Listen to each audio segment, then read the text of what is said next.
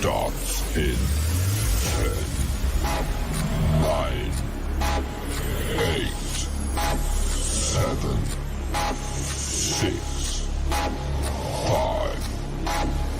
4, 3, 2, 1, go.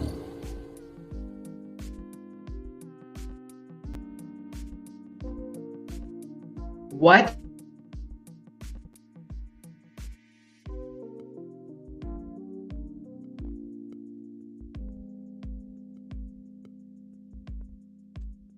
With these hot topics, I got my co-host already up here because he knows this is a hot topic. He's ready. We ready. We locked and loaded because, ladies and gentlemen, this is a channel where we embrace the truth.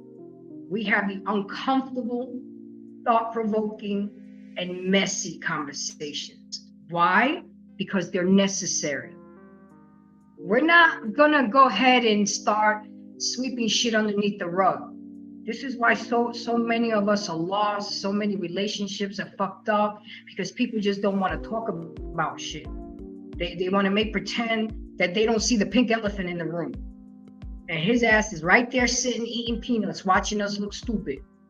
Okay? So with that being said, let me go ahead and bring up my co-host, Gary D. And you can find me on Instagram, TikTok, Facebook. I'm streaming on Facebook for the first time, guys, so work with me. Let's see how that goes. Anybody on Facebook, go ahead and jump on YouTube. You know, that's really my main platform. Don't forget to like, subscribe, and you guys support the channel. Drop that Cash App. If you guys don't realize just how much work it takes for me and Gary to put in, to bring out good content, good conversation, it takes a lot of time, energy, and effort. I mean, I got some of my embracers hit me up talking about I need to go 3 times a week. They can't get enough of us, Gary. They want it 3 times a week, and I'm gonna give it to y'all 3 times a week. But y'all gotta give love and show love and reciprocate, because this shit ain't easy. I do it because I want to do it, but I want to get better at it. I want to get better equipment. I want to get a better microphone. So, and you know, everybody knows that takes money. So we do take donations. The Cash App is right there. Hashtag Embrace the Grace 23. So anything would be appreciated. And do not forget to press the like button on your way in. That's like you dropping your keys on the side and coming in and taking your shoes off, because you're definitely gonna like what you're gonna hear and see tonight. And shout out to the Beef Network. I got this clip and this idea from this show. I mean, I've always wanted to talk about this, but you're gonna understand why I had to use this clip, because it really put it out there. So Gary, without further ado, this is my co-host, Gary D. He's gonna introduce himself and he's gonna tell you guys where you can find him. So anybody that embraces me has to embrace my peoples, and Gary D is definitely my people. So go ahead and introduce yourself, Gary. What's up, everyone? This is Gary D. You know, I'm the co-host here on Embrace the Grace. So y'all could definitely find me with Boardwalk Global Media. We do a couple of different podcasts a week. The primary podcast I do is The Real Discussion, which comes on Friday nights from 8 p.m. Eastern Time to 10 p.m. Eastern Time. However, we're on a 2-month hiatus now. So I know that there's been a lot of people hit me up and my business partner up and stuff like that. We're on a 2-month hiatus, but we'll be back in midsummer with all new shows, everything like that. You could find us on Facebook under The Real Discussion or Boardwalk Global Media. You can find us on Instagram, The Real Discussion or Boardwalk Global Media. You can find us on YouTube on our Boardwalk Global Media page. And I think that's about it. I just want to thank Grace for continually having me every week, because we're having the very real conversations that need to be had, right? And I think it's important that people hear these real conversations. And look, we're not experts, but we deal in life, right? We share our daily experiences, our life experiences. our relationship experiences, right? So, and you'll be surprised to see what we have in common, right? So, on that note, let me just turn it back over to Grace. Thank you. And there goes my other Grace. Hey sis, how you doing, sweetheart? Thank you for coming. Thank you for tuning in. This is gonna be a good one because it's gonna, I got a new word in what we talk about, Gary. We talk about the messy conversations too. They can get messy sometimes, and that's okay because we're gonna be here to clean it up. So what's tonight's topic about? This was for the dating. Even though I advocate for men, but I am advocating for men tonight because you ladies, I'm really hoping that you listen, you watch, you learn, and you embrace what we're going to talk about tonight, because I talk to a lot of gentlemen. I gather info and intel. I don't just sit here, guys, and talk my shit. Well, sometimes. But the fact remains is that I'm listening to the men. I'm trying to bring out this message to y'all so y'all can learn, because y'all not listening to the men. Y'all think you know men. Y'all think you know how to love men because you want to love men the way you want to be loved. And we're two totally different creatures. We're two totally different genders. And what we as women perceive as love, men don't perceive as love.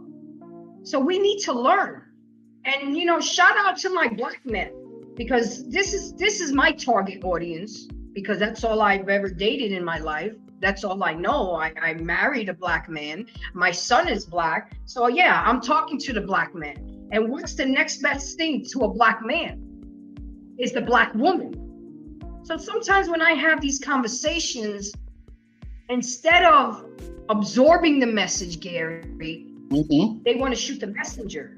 Oh, yeah. You're not Black enough to talk about these issues. You're a pick-me. You're a ninja lover. Instead of embracing the conversation and absorbing the message, you want to insult, shame, make me feel guilty, and want to feel the need to be right. And it ain't about that. It's about becoming better versions of ourselves. Because obviously the shit ain't working. There's too many of us single out there. There's too many of us buying a dog and going to die alone. And like the beloved Kevin Samuels, he said a lot of truthful shit. A lot of us women in our 40s are hitting the brick wall and realizing that we made a lot of fucked up choices in our younger days, and now we want the next man to come and clean up our messes. And it don't work like that. Now I know it's too late for y'all old heads. Women, y'all hard-headed, stubborn, that don't want to change, that think y'all know it all, that think y'all the best next thing next to sliced bread because y'all got a vagina between your legs and you think you all of that. But that's why you're still single. That's why you're home alone. That's why you ain't got a man. I'm trying to reach the young girls, the ones that are coming up, the ones that are not going to waste their prime years on partying and dating the bad boys and having 3-4 kids from 3 different men, and then expect a good guy like Gary to come and clean up your fucking messes. Nah, that's not going to happen. That shouldn't happen. And the way these YouTube streets are going right now, these men are getting their eyes open. They're learning. They're watching. They're changing their ways. So it's either y'all learn and become better, or y'all get left behind. I can't save everybody. I can't get everybody to embrace me. I need to have the ones that want to be embraced. So again, let's go back to what we're talking about today. We're talking about Black men and vulnerability. We want our men to open up to us. We want our men to tell us their problems and express their thoughts and their feelings. Yeah, right. Do we set the mood, the ambiance? Do we set a safe place for our men to be able to open up? Or do we brush them off? Or do we dismiss it? Or do we tell them, suck it up? Oh, it ain't that bad. Oh, get over it. Cry a river and build me a bridge. Now, God forbid if your man came at you like that. Y'all, sometimes I think y'all don't even realize how you are, or how selfish and self-entitled that we act sometimes. And I'm gonna put myself in that because I used to be like that when I was younger. But the only difference that I can say is that one, I've taken accountability. Two, I've acknowledged my mistakes. And three, I'm working on it. I'm a work in progress. I'm not perfect. And like Gary said, we got to put a disclaimer out there. We're not professional therapists. We're not psychiatrists, but we are experts in life. The things that I've been through, the things that Gary been through, the things that we both have seen our friends and family go through. And we take it all in and we bring it to you guys to try to have better relationships, a better mindset, better thought process. So with that being said, I was YouTubing and, YouTube surfing. And a lot of the times I have a lot of topics, Gary, that I already want to talk about.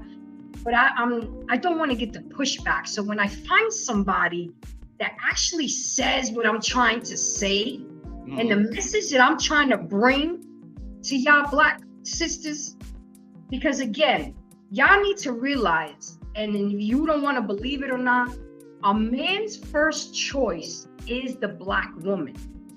It really is. Shit, they mama was Black.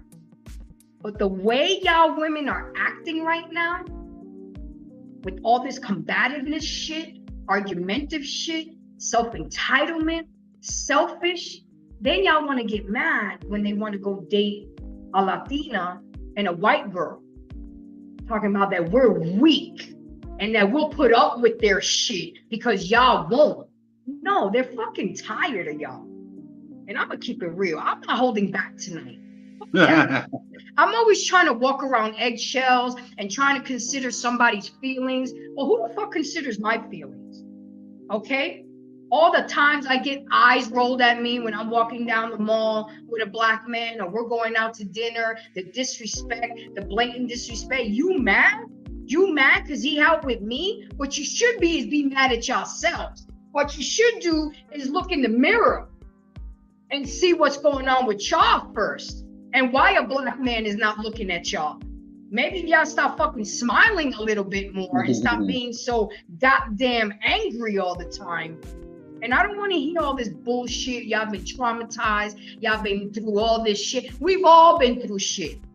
Maybe not at the same levels as everybody has, but we've all been through shit. And how long are we going to carry that excuse? Oh, we've been traumatized, slavery. We've been through so much shit. We all been through shit. But when are we going to become better? So with that being said, I had to let it out. I had to let it out. Okay, so Grace got some comments. She said, it is the place of a woman to fill younger generation of women with wisdom, regardless of race. Speak truth boldly and courageously, sis. Even if it's just one who hears, speak. Absolutely, Grace, and that's why I'm doing it. If I could change the mindset of one young lady and one young man, then I did my job. I did my job. And then she came back and said, I'm an expert at bad choices and bad behavior, so let's speak accountability and change. So it's, I mean, what we're dealing with here, and I think what a lot of the hard reality of the situation, and I think some people don't understand or grasp how deep the rabbit hole goes, so to speak, when it comes to Black men and Black men's options, right? It's very important for a Black man to, when he has his lady, and if he is able to open up to her and be vulnerable, like that's something major. That's something very major, because as a Black man, we have to go out there and fight the world, right? Are y'all listening, ladies? Right, and then come home and have to fight with you too. And I've seen my friends go through that. I've seen that. Like multiple friends of mine and family have gone through that, and I'm not living like that, right? And I think where we're at in this day and age now, Black men have options, right? Black men go to white women, Latina women, Asian women, Middle Eastern women. You know, some people are very uncomfortable about this. Now you got trans women coming and take your men also, right? So like, and that's some real shit. Like that's some real shit. So now for black women, they want to have, you know, some they don't want to take responsibility. Some they, as my grandmother would say, want to be wrong and strong, right? You know, and some don't care. But see, you can't, you know, here is the thing. Some of them think that this is some, I don't know, plan by black men all over the place. But I mean, if you go to black men on the East Coast, the West Coast, South, North, you know, overseas, it's all the same. They're going to say the same thing. So it's not like some conspiracy thing here, right? You know, when a black man comes home, you know, comes home from a hard day's work, he doesn't want to come home to an art. Now, let me rephrase that. When a good black man comes home from work, a hard day's work, he doesn't want to come home from an argument and fighting. Or even when he's working during the day, he doesn't want to have to answer a call and she wants to argue, right? Because there's a lot of y'all that do that shit, right? In the middle of his working day, you want to call and fucking argue, right? And y'all think that's okay. So I say all of this to say that your men are being taken and you don't even understand. Wait, Gary, I gotta change that. They're not being taken.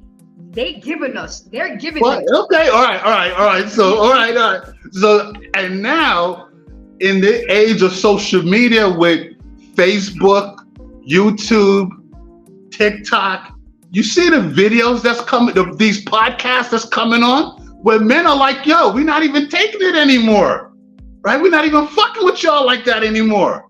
Some dudes is not even having sex anymore. Like, so that's the reality of it, right? But at the same time, as I was saying earlier, black men have options, right? We have options now. And we've been shown by other women that they want to be there for us, be our safe space, you know, and some of them fight more for us than you do. Like that's a reality, right? But then you know, that's when the name calling comes in and the shame and the guilt trip. I'm a pick me, I'm a ninja lover, I'm weak, I put up with this shit. Nah. Here's the thing. The misconception with a lot of them is that they think that arguing and fighting is being strong, right? That's the very good. They like to say, oh, you know, they shut the fuck up, Gary, is right, being strong too. Right. They like saying, oh, well, you can't handle a strong black woman. Define that, because it's not yelling and screaming. You mean to tell me a strong black woman is yelling and insulting your partner in front of everybody? You call that strong? No, we call that toxic. Come on, right? But this is they're accustomed. Oh man, let me just touch on this for a quick second. I knew. No. So I came across two videos, which is quite interesting, right? And the women in both of these videos, they basically said, right, they had the right man, God-fearing, job, you know, everything good, right? No complaints. They were like, but there was something missing. I'm like, you know what's missing? Toxicity, because you're fucking used to being toxic. That's what's missing. You understand my point? Absolutely. They're used to the chaos and the arguments. This is my point. And right, so that becomes normal, right? They do it so much, the toxicity and chaos becomes normal behavior. Mm-hmm. Okay, I'm done now. Okay, I get it. Hey, I get it. I know. I need you to get it out. You know, and ladies, let me tell you something. This is another disclaimer. This doesn't go for all my black queens. If it doesn't apply, let it fly. Okay? Let's stop being so fucking sensitive and let's take in the message. Because if it's not you, I'm sure it's one of your homegirls, your aunties, your mom, your grandma, big mama. It's somewhere, okay? And I want to see. Come on, man. I have a black son. Why is it that at 13 years old he already made the decision that he doesn't want to date black women? And it's not just him. It's a lot of men that say that. A lot of young boys. Oh, I don't like black women. I don't like, they're loud, they're ratchet. I don't like the weave. I don't like the bonnets. It's not cute, ladies. Y'all didn't listen to Kevin Samuels. You thought he was gay. And you thought somebody hurt him. You thought his mama dropped him or something. Okay? You didn't like Andrew Tate. And now you're not gonna like me because I'm not black enough. But you know what? I don't give a fuck. I'm not doing this. I'm not doing this for the ones that have the attitude. I'm doing these for the ones that want to embrace this and become better wives and mothers and girlfriends and women. Just like I put that video out on Saturday about, I want to see the same fucking energy y'all got for Mother's Day yesterday for Father's Day. And your fathers, hit me up and show me some of the gifts that these women gave you. I want to see if people are embracing what I'm trying to put out there. So don't shoot the messenger. If it doesn't apply, let it fly. And if something irks you or annoys you, then we must have touched a nerve. So you go ahead and you grab one of these and you look at yourself and you see, because everybody can improve on something. Nobody's perfect. And Grace said, it's not about race, it's about peace. Men are going to where they are given peace, and it just happens to be a different race that provides peace, ladies. Well, hey, again, and I'm going to keep repeating this all night so y'all stop getting out your feelings, okay? The first choice of a black man is a black woman. But if it's not suitable for them, they are no longer settling for y'all fuck asses. Yeah, but now in this, but this day and age, like that, with a lot of young black boys, black women are not even a choice now. You understand? Like, and that's the reality. That's crazy. Right? So I've seen that. So they want to have the attitudes and have the toxic behavior and still want dudes to put up with that. Now, granted, there are some dudes that will put up with that, but no good, decent black man is going to tolerate that shit. Especially if he got something good going on, he's not going to tolerate that. Even the Pookies and the Ray Rays who are watching YouTube and learning from other men and listening, they getting an eye opening and they're changing their ways too. So when are you ladies going to catch up? When you gonna stop being the mustard and try to catch up? Because you know what? Y'all gonna die. Y'all gonna buy a dog and die alone, and winter is gonna come for y'all, and y'all gonna find yourselves lost in the motherfucking sauce. And I know not a lot of my embracers ain't never seen me like this, but this is a hot topic for me because I am tired of y'all black women rolling your eyes at me, talking shit behind my back because they decided to choose to date me over you. I could tell you stories, Gary, about the bullshit that I've had to endure with black women. I get it. You're cute with your light skin and your long hair, and they used to jump me in school. Well, I mean, listen, they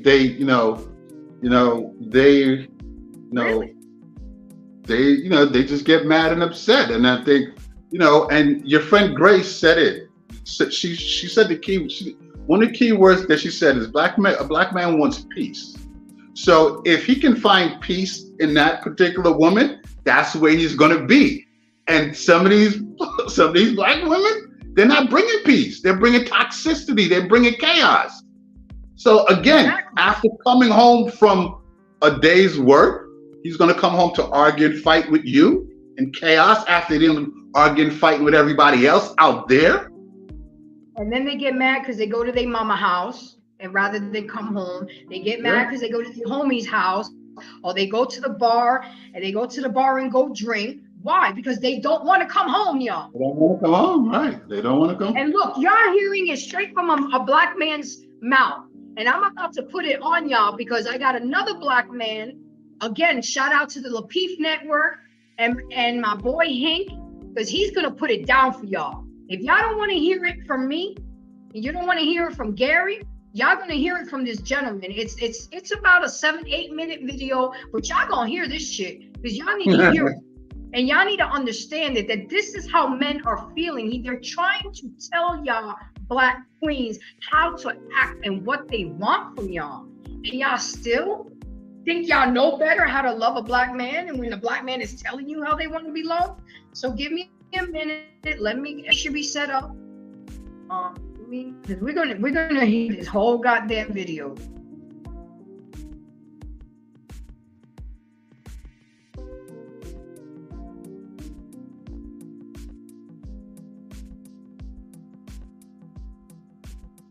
It's coming, guys. It's coming, and it's a good one. This is what prompted me to do this show. Oh, hold on. How about if I press play? That would be nice. Always want us to be vulnerable with you, right? You always want us to talk and share how we feel and what's going on with us. But if you don't open up a space where a man could be vulnerable, why would a man even want to have that conversation with you? Where you're not showing a loving, caring, and nurturing a space for him to share with you. But let me tell you who you will open that space up. Mr. Charlie, that white man at work that you call supervisor, boss, or manager. You open up a safe space for his white ass. your husband, Right. your man, your significant other, the guy that gives you the butterfly, that's got that connection that makes you tingle. He's throwing 10 inches of lip dick off in your face and giving you what you're looking for. You don't hear nothing he got to say. I can agree with that, but the thing about the communication part is it's got to be both ways. It's got to, these ladies with this one-way street Clap was talking about, man. It can't be the man's always being lectured to, because he's just sitting back listening, and then when he try to start to have the conversation, you'll start talking over him, or you cut him off, or do you disagree with what he's saying, and you want to try to prove you're right. Yeah, that's not helping the communication. Again, ladies, we got to communicate. It means it's both of us talking back and forth, listening as well as talking. But when it's just somebody just sitting there listening, now you're treating that man like a child and you just lecturing him. And that's not cool. So yeah, it's got to be definitely a healthy communication. Takes two ways to do it. So we got to be open to do that. Hopefully you ladies are open to have good dialogue with us. Yeah, I think Hank made a good point, because sometimes women do got to be open to receiving whatever feedback or whatever dialogue is coming from that man. I think you got to be able to receive it to make the conversation fair. I've seen it, and I'm not speaking to all. I've seen the situations where the minute that someone says something that they don't agree with, then they're quick to just tune out, turn that off. Some people don't respond to that. That comes off as like disrespect, a particular man at times. I mean, I don't see no men saying, he's doing all that stuff like that. I see men grab their head and be like trying to brace themselves or something like that. And it could come off as being disrespectful. But I mean, sometimes men don't want to deal with that BS. They don't want to hear that BS. So if they grab their head, I think that is excusable. But when you start just doing all the body motions and checking out, men look at that as being disrespectful. So I think you have to be willing to hear that man. Sometimes when a man ain't heard, that's how you go start talking to other people, because you're not listening to him. You're not hearing. He's trying to tell you what he likes, because I thought the goal was to build a relationship. So you have to really hear what the man like. I'm only speaking about the man because of the subject, right? But men love to voice their opinions and thoughts and things, and you have to be willing to open up and listen. Sometimes it may be helpful. Go ahead, brother. Listen to this, ladies. Another thing is, here it goes. You ladies always want us to, right? You always want us to talk and share how we feel and what's going on with us. But if you don't open up a space where a man could be vulnerable, why would a man even want to have that conversation with you? where you're not showing a loving, caring, and nurturing a space for him to share with you. But let me tell you who you will open that space up, Mr. Charlie, that white man at work that you call supervisor, boss, or manager. You open up a safe space for his white ass. Your husband, Right. your Right. man, your significant other, the guy that gives you the butterfly that's got that connection that makes you tingle. He's throwing 10 inches of lip dick off in your face and giving you what you're looking for. You don't hear nothing he got to say. You don't hear nothing I got to say. I'm telling you, man, I went through a traumatic thing in my childhood. I'm sharing that with you, but you like, it's not that bad. I mean, it was a long time ago. Heifer, I need you to be here for me. I don't need to hear it was a long time ago. What if I came to you like that? You talk about a time when your mother verbally abused you and told you you wasn't shit. And I said, the girl's a long time ago. Why you still hold on to them feelings? No, you gonna look at me like I'm crazy. You're gonna say, oh, you're so selfish. You're so insensitive. You're just so heartless. No, that's not cool. So yourself available for your man, for your husband. So when he wants to share something vulnerable, that's a part of that communication. Because let me tell you what's gonna happen. Like JR said, if not, he's gonna go to Nancy at the office. Not and Nancy. He's gonna unload it on her at the break table. A mayonnaise sandwich you probably made it. And then he's gonna look it down there sandwich, think about your feelings I'm having right now with you. I got to share with this woman across from me who is not blessed with my last name. And some of them don't even look like us. Then y'all gonna have ill feelings if you find out you got a work wife. Oh, now they going to lunch out the office. And they continue to having these vulnerable conversations to the point she's ready to do whatever you're not doing. What? Exactly. They don't understand that shit. Of giving that man that good loving. 2 or 3 days you only willing to give. She's willing to give you 4+. Exactly. Y'all gonna have some type of feeling. Now y'all gonna have something to say. Y'all be ready to communicate then, but it's too late. He done already mentally checked out on you, and is not looking to get back in there because Nancy's doing everything he needs her to do. That's a good illustration, Hank. And straight facts. Straight facts. Just so you know, a safe space. I know. I appreciate the transparency, Hank, for opening up there. You know, sometimes I know men may feel like they not heard, but this is a safe space. So, Clout, when you do get the opportunity to speak, just go ahead and just let it out, let it loose, brother. You ain't got to worry about it. Oh, yeah. Okay, so I would definitely what Hank was saying, and I definitely agree with that, you know, when you don't communicate, the devil narrates. But I do think that communication is like one aspect of it. And I think that you got to couple that with like comprehension. You have to couple that with like acknowledgement, because, you know, you can communicate with someone and y'all could be communicating back and forth as much as you want. But if that person does not comprehend what you said and they can't acknowledge it and like essentially like say it back to you, you're going to have a lot of difficulty really connecting, and those words aren't going to mean. We're talking about connection again. Okay. Yeah. Y'all see how I do that? I'm a master creator too, you know. I kind of like the topics in together, man. I give myself my own flowers. Go ahead, Big Clout. Yeah, that's all I was saying. I was saying like comprehension is extremely important. Acknowledgement is extremely important. You know, if you're communicating with someone and they say something to you, if you can't like take in what they said, whirl it around in your mind and understand it and be able to, oh, so you're saying this. Okay, I can acknowledge that you said that. Oh, so you feel like this. Like without that component of comprehension and acknowledgement, it's just words bouncing off each other. It's just me communicating with you, you communicating with me, but no one's receiving any of the communication. All right, I got it. Ladies, the men have expressed themselves. They don't poison the space right now. You know, it's open right now. The men are being vulnerable on the panel. Okay. So with that being said,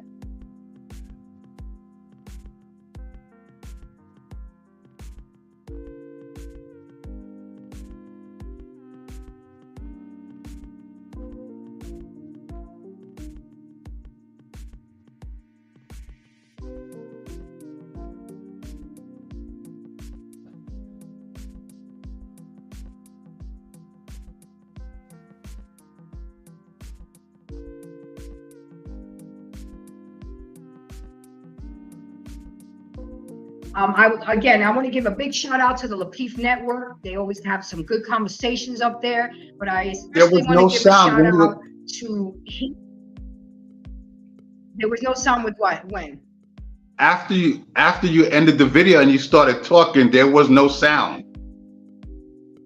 Okay, I'm gonna repeat it, boss. I saw it. Okay. I was on mute. So I actually have a show tomorrow with Hank from the Basement. I'm gonna interview him.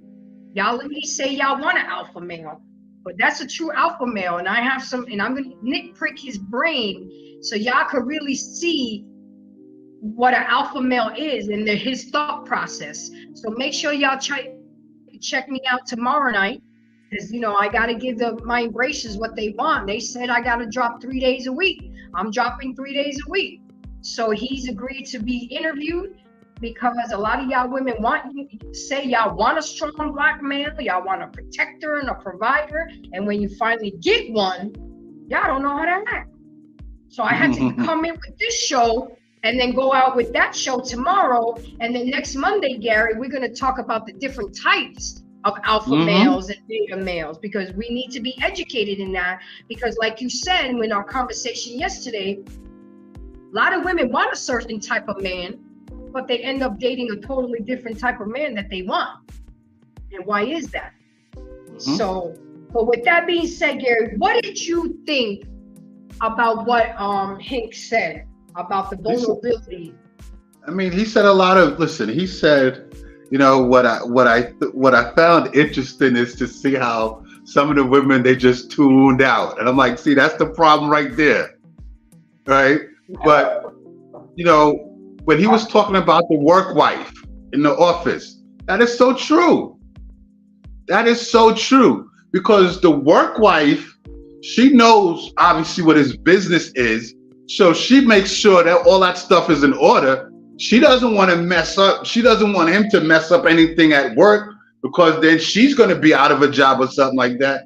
So now if she sees him feeling down or upset, she's going to naturally be the shoulder that he's going to talk to, because look, he's with her 7 hours a day, eight hours a day, 5 days a week, 5 days a week, sometimes overtime.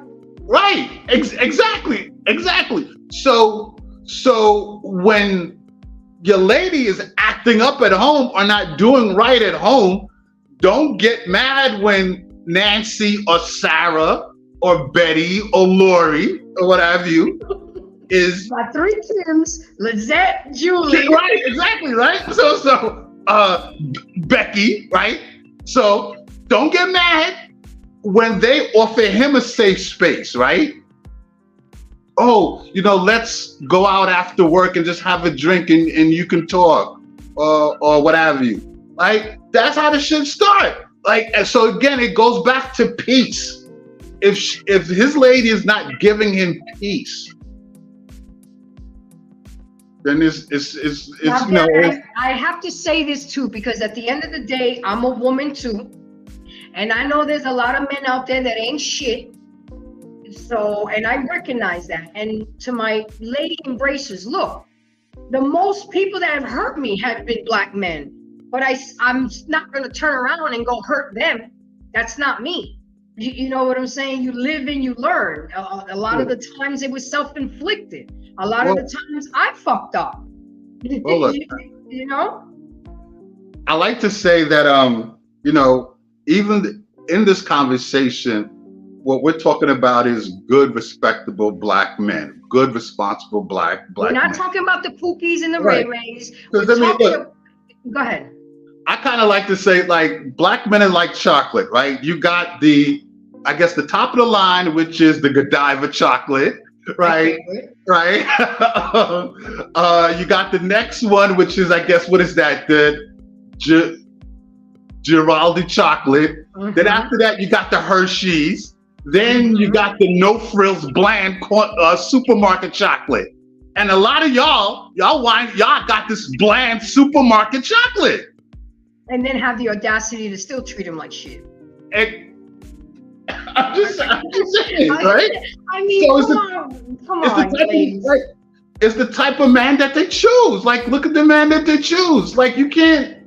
So, and no responsible black man in his right mind is going to tolerate shit. Trust me, he's not. He may give you an opportunity, but trust me, once he tunes out, that's it. Or you're just going to be smash and dash. Yeah. You know what I'm saying? He's not going to take you seriously. He's not going to commit to you. He's not going to want to wife you up. You know what I'm saying? It's like, I talked to one guy and he said to me, if they could just smile more. I mean, we're all going through shit. We all went through shit. Why do you have to walk around so angry all the time? Be angry at home, ladies. But when you come out, look your best. Smile. Yes, They get you when they open the door for you. You see, some don't feel like they need to do that. They don't. Well, you know what? Then don't get mad when they see me sitting with a hot, sexy chocolate man at dinner or having a drink, because you know what? And then you have the audacity, Gary, because you know you're a sellout. You know what I'm saying? If you're not dating a black woman, you're a sellout, you're Uncle Tom, you're all the names in the book, right? But God forbid it. Any confident, secure black man, I promise you, he wants to have a pretty lady on his side. A lady that's, the feminine energy, the pretty hair, the nails, the heels, all of that. Because that's an extension of his ego and who he is, right? So, and for those other women that don't feel like they need to do that, then stay there, right? Because the women that do that, look at who they're going to wind up with. Look at who they're going to get. Look at the attention of the person that they're going to wind up with. So again, you can't be wrong and strong at the same time.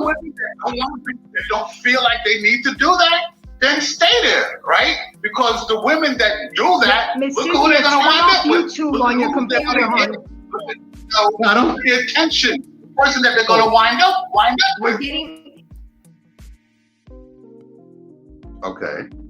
Yeah, she's got to turn it off. Okay, she'll come back. You know how it is with my baby Cynthia. Yeah. And I'm glad that I have a black queen on my panel so we can hear her too. Because I don't want to just be the only one. See, if I was bashing black men right now, this fucking live would be lit.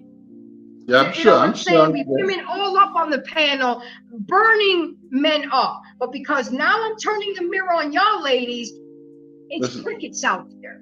I may even lose some subscribers, Gary. But you know what? I don't care. Hey, listen, in my experience, I'll tell you my experience. My experience coming up, I wasn't, because I didn't have the jewelry, the car, the money, they wasn't trying to hear me. But once my life started, then once things started to turn around, then all of a sudden I became okay.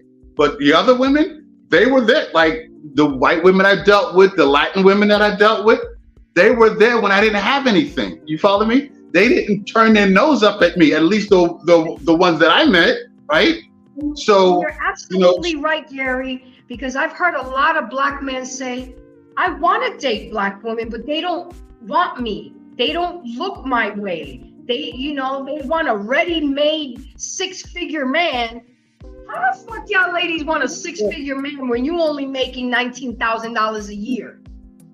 See, and it would be if you had the mind state to want to build, because I'm all for let's build something, right? Let's build something. They already want to. It's so much sweeter when you're building together.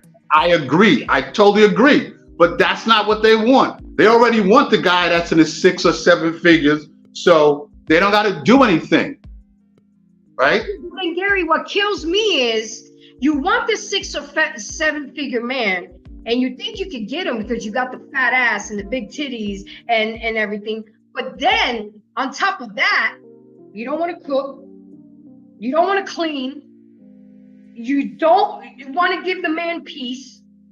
You don't want to suck dick. You don't want to do anything, but you want a 6, 7 figure man. And I'm telling y'all, tonight we're keeping it real, embracing this shit. Y'all, I want my ladies to really hear this and learn and embrace this shit, because I want y'all black women to be with y'all black men. Trust me. Trust me, because that's how it's supposed to be. Why is it that, like Kevin Samuels used to say, the white woman belongs to the white man, the Spanish man belongs to the Spanish woman, the Asian woman belongs to the Asian man? Why can't the black woman to the black man? Why is that? It's my fault? Oh, okay, it's Becky's fault. Oh wait, no, it's Lung Jing's fault. But no, but y'all don't want to see how it's y'all fault. And tonight we keeping it real. Let me see if Miss Cynthia got it together. Let me see.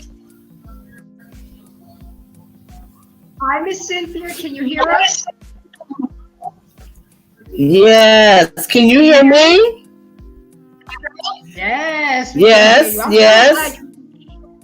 I'm so glad you came on the panel, because I really want to hear from a black queen how they feel about this. I mean, even though you're a little bit older, but you've seen a lot and you've been through a lot. How do you feel?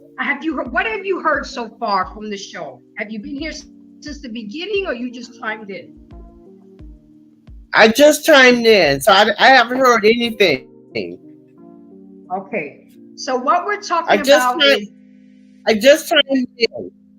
Okay, so what we're talking about, Miss Cynthia, before we even start, I need you to introduce yourself and tell people where we can find you. Hello, good evening, everyone. My name is Cynthia Bell. I'm the owner of Cynthia Wonders Products. I'm a playwright and author. You can find me on Facebook, Instagram, Cynthia Writes One, Facebook, Cynthia Wonders Products. I'm just glad to chime in to see what you all are talking about. Well, Miss Cynthia is kind of lit up in here tonight, because I'm going all out tonight. I'm tired of walking around eggshells. I'm tired of watching what I say, but not tonight, because I'm really trying to get my black queens to embrace what I'm trying to say. And the topic tonight is about how a lot of women, black women, don't allow men a safe place to be vulnerable. I showed a video where a black man was saying, y'all want us to be vulnerable, but you don't come off nurturing and loving. You tell us to get over it. Oh, that's been a long time ago. Cry a river and build a bridge. So who cares? That was 20 years ago. But God forbid if us black men would turn around and say that to y'all when you're trying to vent about your trauma. And then we were also talking about, Miss Cynthia, how Gary was saying black men have options now. And I was trying to emphasize that a black man's always first choice is going to be a black woman. That's a given. That's a given. But that is depleting now. It's changing. Why? Gary, tell her why. I want her to hear it from a black man, because it doesn't hold water a lot when I say it, because I don't know nothing. Why are black men exercising their options more? Well, now, I mean, listen, what we have nowadays is that, black men have a lot of options, right? So there's white women, there's Asian women, there's Latin women, there's Middle Eastern women. There's different nationalities that black men have, and interestingly enough, I guess now, or within the last 10 years or so, it's been somewhat of a fad or trendy to have a black man, but now a lot of them are really getting into relationships, right? And to the point of what we're talking about here, as I was saying, black men have these options now, right? And because of the behavior of how black women have been to black men, you get some of these younger black guys, they don't even want to deal with that. And it goes so deep that now you have these trans women, right? these trans women that's doing gender reassignment, now they're dealing with black men now, right? So, and now that's something that people don't want to talk about. So, but when you look at the whole spectrum, there's options. So when black women want to complain or have issues with how black men are, it's like a black man wants peace, and I think most women understand that. And I think that also too, it's, you have different kinds of black men, right? You have the responsible one who's about hard working, doing what he needs to do and do things right. But at the same time, when he's coming home from fighting with his boss or fighting with his job or fighting with the world, he's coming home and got to be in an argument or got to be in a fight. I have friends like that. I got family. I got family members like that. And I think that's something that black women that need to understand. But some don't want to understand. They don't care to understand. They feel that and some, like my grandmother would say, they want to be wrong and strong, and that doesn't work, right? Because I mean, if we're supposed to be together, then we're supposed to be able to effectively communicate with each other. We're supposed to be a safe space for each other, and that's not what's going on. So when I say black men have options, all these other women is giving a black man a safe space where he can, be vulnerable. And then black women want to get mad when they find out.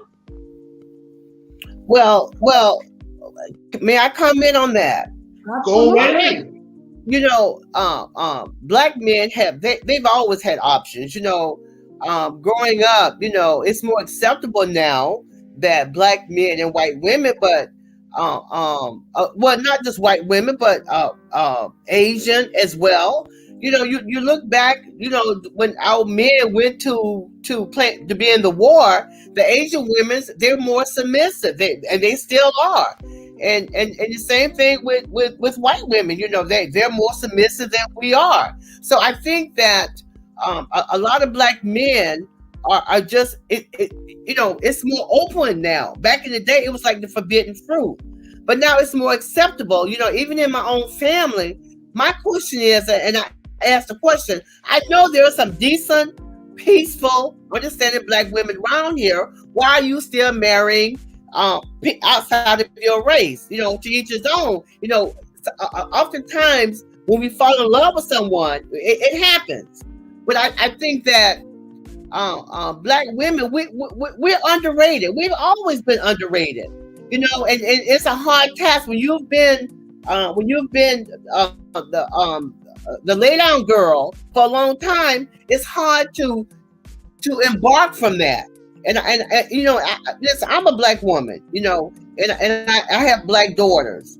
And there was a time when my daughters, they dated white men, and I had a problem. I had a freaking problem when my daughters came home and white men knocking at my freaking door. And I asked the question, I know there's some black men around here somewhere. What's the deal? But that was back in the day. But now it's more acceptable now. But I just think that black women, we've been disrespected so long by everybody until sometimes it's hard to get away from that. I have 3 brothers, and I have a biracial nephew. And I had a problem with that. I got to be honest. We got to be honest about. I had a problem with Absolutely. that. But listen. I just think that other people they're into their own self. I think black women, we've been given a bad rap, and some women can't get embarked from that. So nobody wants to wait around 10 and 15 years till you get yourself together, because no one's got that kind of time anymore. But in all fairness to black women, I just think when a black woman know who she is and know her worth, then when she meets a man, whether he's black, brown, or white, that she she's okay with herself. I think a lot of black women are not we're not okay with ourselves because we didn't put down so much. Because if you look at the media, Tyler Perry did a movie, The Diary of a Black Woman. We're still bitter. And oftentimes I say to myself, okay, you got to get over the bitterness. You got to get over it. And a lot of women can't, because they're dealing with the kind of men, they're dealing with men who are cheaters, who don't know who they are. They don't have good credit. They don't have nothing to bring to the table. They don't have nothing to bring to the table unless you're an athlete, and we know that brown women, white women, Asian women, their families groom them to be with the athletes because it's about the money deal. So I don't know. It's a catch-22. It's because when you're nice to a black guy, a black man. I've been married to 2 black men, and a lot of times they take your kindness for weakness, and that's when it changes. That's when the role changes. Don't take my kindness for weakness, and I think a lot of black men do that. That's just my opinion. And Miss Cynthia, I'm so glad that you came up here because I wanted your input of a black woman and how they feel. And I'm not here trying to bash black women. I'm trying to open their eyes, because at the end of the day, Miss Bell, and I'll say it again, and I said that I was going to say it throughout the whole show, a black man's first choice will always be a black man. But you know that a lot of black men that I talk to say that a black woman won't even look their way, won't even smile at them. That's true, because even myself being a mature woman coming to the table, listen, I put men in into a box. If you don't look a certain way, I'm even at my age, and I got a lot of life in me. I know that's right. We gotta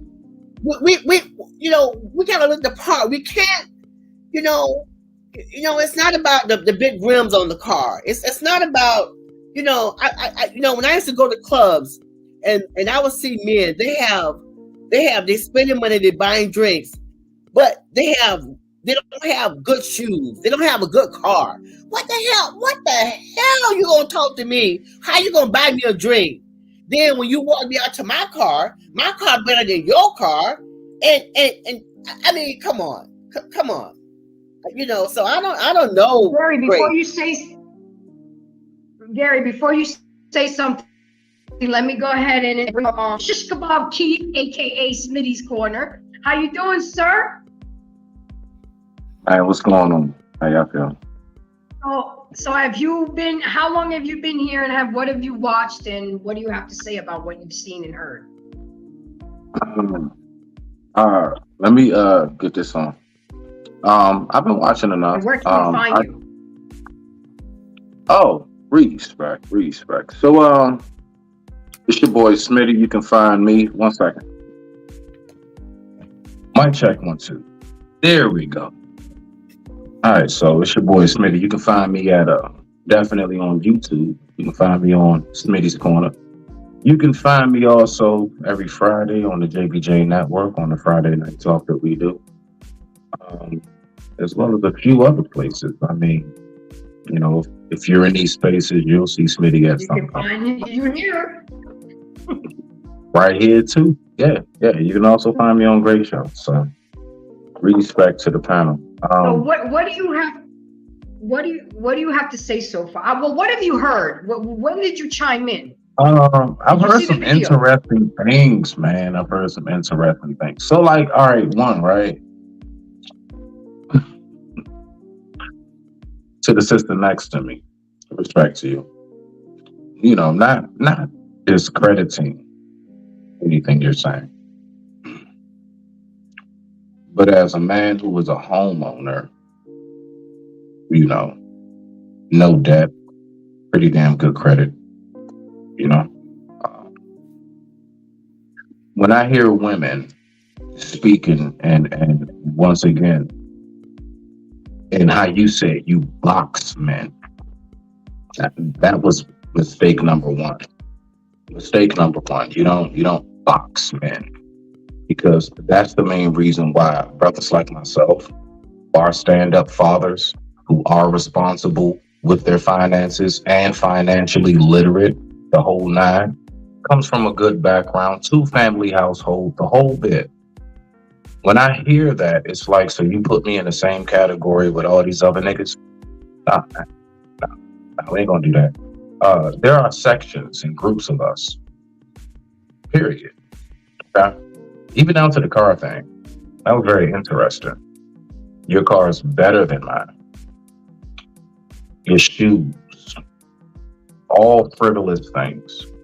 Extremely, I mean, like, I'm not even gonna lie, just to be honest up here right now, just to keep it a buck.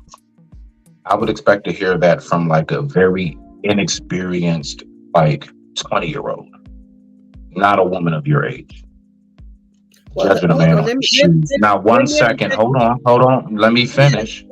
And let me finish, and then you can rebuttal. All right, thank you. Go ahead.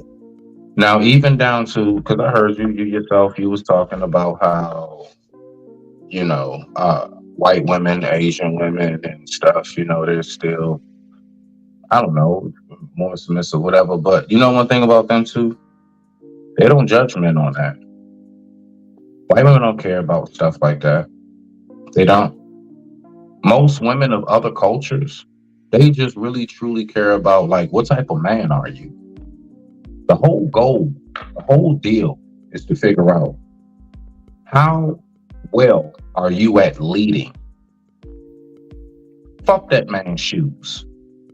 And if anybody of us know, generally speaking, the smartest of the most wealthiest people, excuse me for that, the smartest of the most wealthiest people generally don't dress up too much. They don't come out real flashy.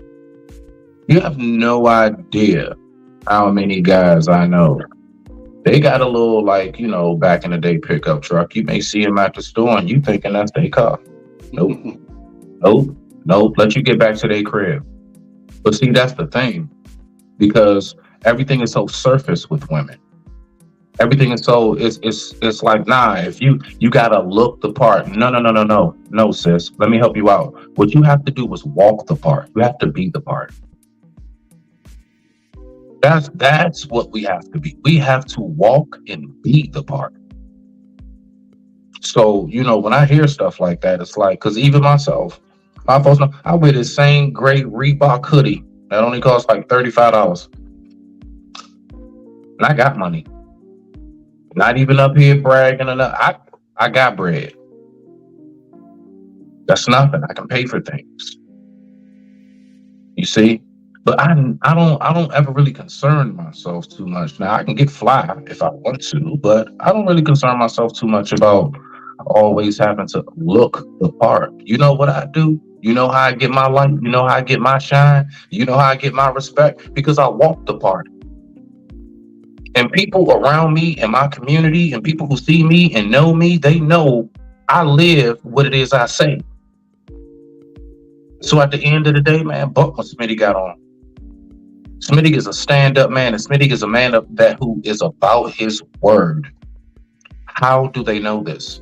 Because they're not just simply judging me. Oh, look at him. Nah, shoes ain't right. What kind of car is that? Fuck no.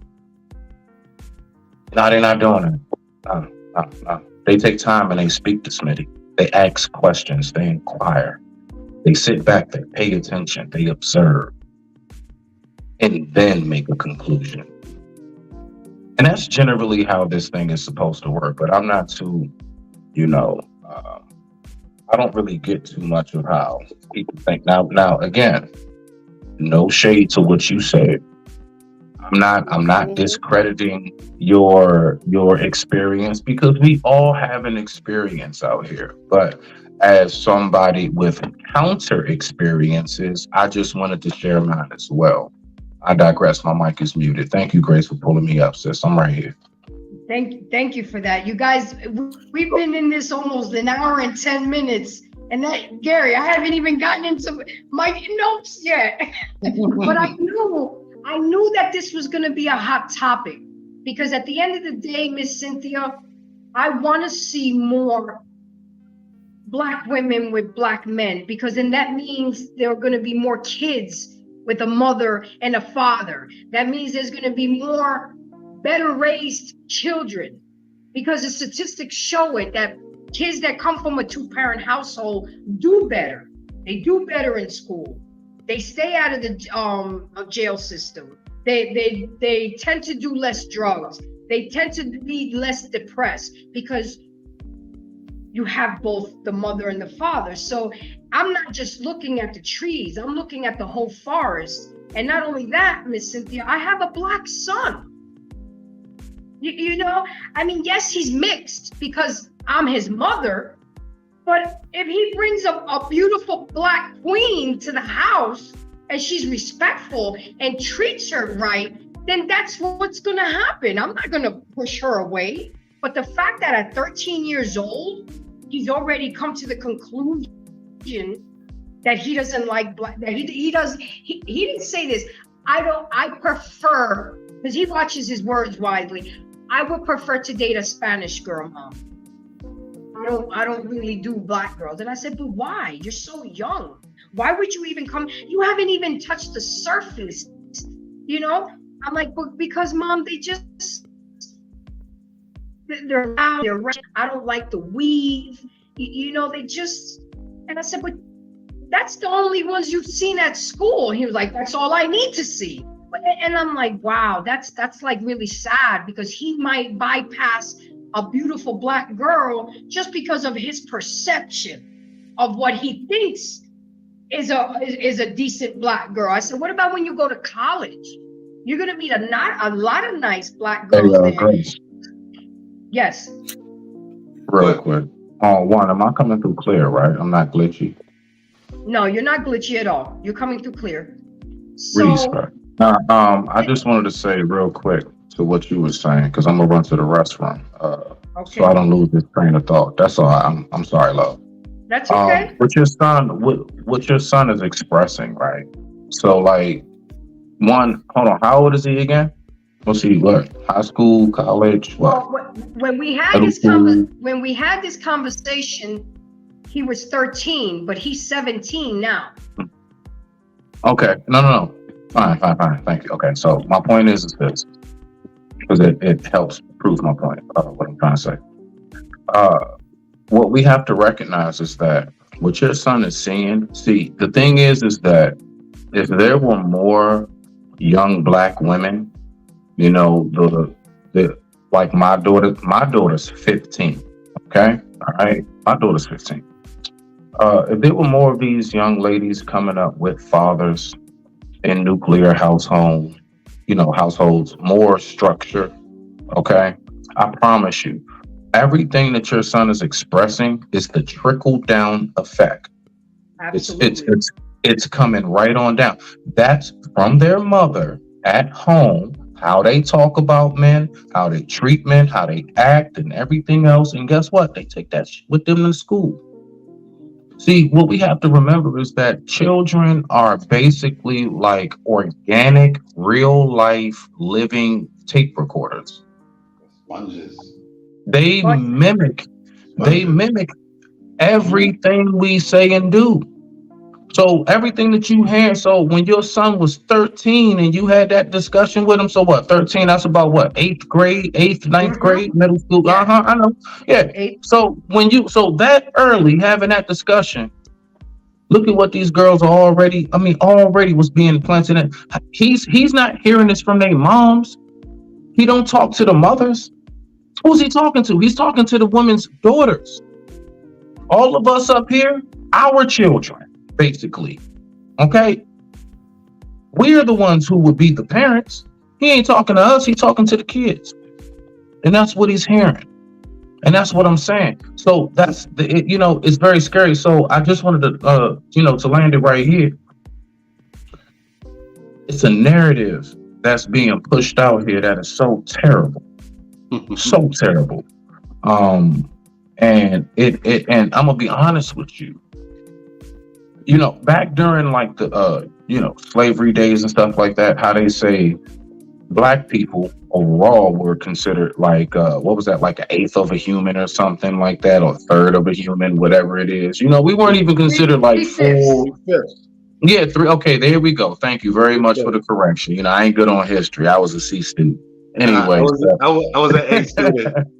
You know, so, my man, that's why I need you. So what I'm saying is that we weren't considered all the way human, and we fought so hard. We have really put in solid work and worked so hard to get to a certain point where we can be considered that. Just to have our own women turn around, and they don't even realize it, and they do it in the name of like single and being independent and everything else, and I can do what a man can do, and you have no idea how much you're basically discrediting and downplaying the men. We're going right back to men not being, because see, when I hear my sister say, if your car and your shoes ain't right, if you don't have this much money and you don't make six figures, if you not this height, if your voice ain't this tone, if you don't have this kind of swag, if you don't have enough tattoos and everything else, whatever all this frivolous shit, it goes right back. We don't even realize it. It goes right back to you not even looking at me as human, because you basing me on some shit on the outside of me. Don't have nothing to do with what is on the inside. You don't want nothing to do with that. You don't even want to take time. Now, let me say this. I do get the art of getting women. So to my sister's point, all right? So now to your point, sister, I will say this, right? I do get it, because the fact is that almost like the whole you can attract more bees with honey than vinegar kind of saying, it's like, I do recognize how we are, like, you supposed to, like me, I may not have on like the most fanciest of stuff, but I always make sure I'm clean, I'm shaped up. You can tell I wash my face and brush my teeth, you know what I mean? Like all of that. Like I make sure I'm fresh. I get that. Make sure I smell good. That's man, my father taught me that. See, that's the importance of having a father. My father taught me that, Mike, man, make sure you got your nails clean. Make sure that you keep your shoes nice. Make sure that you smell good. Make sure you keep your teeth clean. Make sure you brush your hair. I know all of these things, right? Got that from my dad. So it's like, I do get the whole men should make sure that we keep up with our appearance.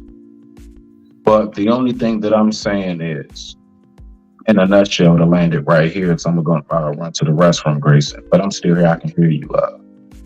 I think it goes back to the classic saying of don't judge a book by its cover. Okay? Some of the most wonderful of novels have the most bland and plainest of covers. Some of the most trash I've ever seen in my life, read in my life, couldn't even make it through the book, have the most fabulous, it's like hologram, it's 3D. When you turn the book, it kind of reflects and everything. Man, some garbage. So just don't judge a book by its cover. So I just wanted to say it on that note. I digress. My mic is muted. May I go ahead. No. I'm done. You got it, sis. I digress. Okay. My mic is muted. Yeah. Well, I have two daughters, and they're professional women, and I raised them to listen. You want to deal with somebody who can bring something to the table, and if you don't have anything to bring to the table, what's the point? And I think that the young man may have misunderstood what I was saying earlier. And I made a comment a few years ago, and I said that my husband is a preacher, is a pastor, and I made a comment one time, and I said I would not follow a man who had on raggedy shoes. I would not, because if you're going to be a leader in my life, in your own life, then you've got to project. You've got to project the image. And we can sit here all night long I mean, I've been married my second time 30 years. And I don't listen. It's not so much about of course, your conversation has a lot to say about your individuality. But I raise my daughters. Listen, don't get it twisted. At the end of the day, if a man cannot bring nothing to your table, then you don't have no use for them, and vice versa. It's not about I don't think anybody disagrees with that, sister. Real quick, let me ask you. You said your husband. Oh, sure. Allow you to finish. Allow me to finish. I said sure. Okay. When you're done, I got a question. So sure. Now, when I made that comment, a lot of people say, "Oh, well, Cynthia, you being arrogant. You being this and you being that." But don't get. At the end of the beginning of the day, end of the day, if you are a leader in your own life, if you're clean, if you talk with sense, if you have integrity, then I get it. I can understand it. But a lot of our black men, they don't have it. They're talking yang stuff.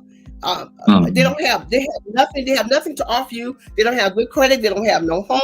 By the age of 35 or 40, if you don't have a home, what the hell? What you been doing the last 30, 40 years? Hold on. Grace. Let me inject here now. Real quick. All right. So you said your husband was a pastor, right? I just want to tackle a few key points of what you said because I'm listening to you, sis. You said your husband was a pastor, right? So okay, so you're talking about the shoes and stuff like that. All right, cool. All right, so you know, being a woman of faith, being a woman of the church, I'm pretty sure you know why when the Messiah, the Son of Mary, when he came into town, why did people reject him? Why? Sir, we can go back to biblical times all day long. No. Wait. We're not going to do that. No. Stop. Slow down. No. I want you to stay right here. Do you know the answer or not? I'll give you the answer. Because he came in on a donkey. Because he came in on a donkey. Because he didn't come in. Hold on now. Because the Messiah, the Son of Mary himself, did not come in fancy. But guess what though? Hold on now. But we all, there was a message that had to get out. So the fact is that even the Messiah, the Son of Mary himself, he came in, never glorified being fancy, never glorified. Now, out of all the miracles that the Messiah has done, feeding with fish and stuff, raise up out of your bed and walk and all of this and healing the blind, everything, the ear and all of that, right? Why didn't he just manifest some whole bunch of gold for himself and just walk around like Mansa Musa? You want to know why? Because it wasn't about that. Because it wasn't about that. It wasn't his destiny to do that. And then even down to when you're talking about most men don't have things to offer and most men talk gibberish. Listen, love, let me just explain this to you. This is why fathers are so important. When women continuously choose daddy government over having a nuclear family, okay? When that happens, you know what happens? Men are then raised by women. So you got so what you're seeing, what you're hearing is a whole bunch of emotional ass men who don't really know how to think and move. Who raising these men? Exactly. Who raising them? Who's there? See, the thing is that women. So now, hold on. So let's even go to, thank you, Grace, for that. Let's even go to if we want to say, oh, well, the dads ain't there for whatever reason. Okay. Locked up, passed away, military, whatever, blah, blah, blah. List goes on. Fine. Thing is this. Who's on the scene? We all know possession is 9/10 of the law. I could ride around with a gun that don't belong to me, and it belongs to Wally for president over here. You know what I'm saying? Whole time that's Wally gun. But if it's in my car and I'm riding in my car with Wally gun, guess who's gonna get charged with it? Me. So point blank period, whoever has the child, however them children coming out, who got them? So if mom talking about some, I can do it all by myself, I don't need no man and everything else. Hey, guess what, boo? That's what you get. That's exactly what we get. The exact. That's why these men are extremely feminine. I want you to pay attention to how these dudes even dance now. They dance like women. All these little motions with hands in the air and stuff and snapping fingers, and these niggas dance like women because they have no masculinity around them. And the fact is that we want to keep on trying to skate over and scoot away from the fact that these boys and these girls need some masculinity. See, you need hands made of. Look, this is what my father, once again, see that? I'm gonna keep going back to quotes of my dad. That's what I'm gonna do all through the rest of the show. I'm gonna keep going back to quotes of my dad. My father told me, Mike, look, a man who is balanced is a man who knows that life is built around hands made of velvet and thunder. He said, the mother is the velvet, I'm the thunder. You see, it's a balance. And see, women keep on trying to be the whole scale. You keep trying to be both sides of the weight. You can't do that, boo. You on one side of the scale, I'm on the other. And guess what? When we both get in there, we balance it out. It ain't no I'm dropping down, you way up here and vice versa. No, we just balance it out. But see, the thing is that women nowadays refuse to just be the other balancing aspect of the equation. They refuse to be a balancing aspect of the equation. So it's like now everything is all thrown off balance. It's thrown off. So, with that being said, I digress. My mic is muted. Go ahead, sis. You can rock out. And Miss Cynthia, to offset what you said, I understand what you're saying. Wally, I got you. You're next. You say that these men don't have this, don't have this, don't have that, but let's turn the mirror on us. What are these women offering these men? Half of them don't know how to cook. Half of them don't know how to clean. They're out here with bonnets. They're out here with fuzzy slippers and pajamas. They don't know how to present themselves.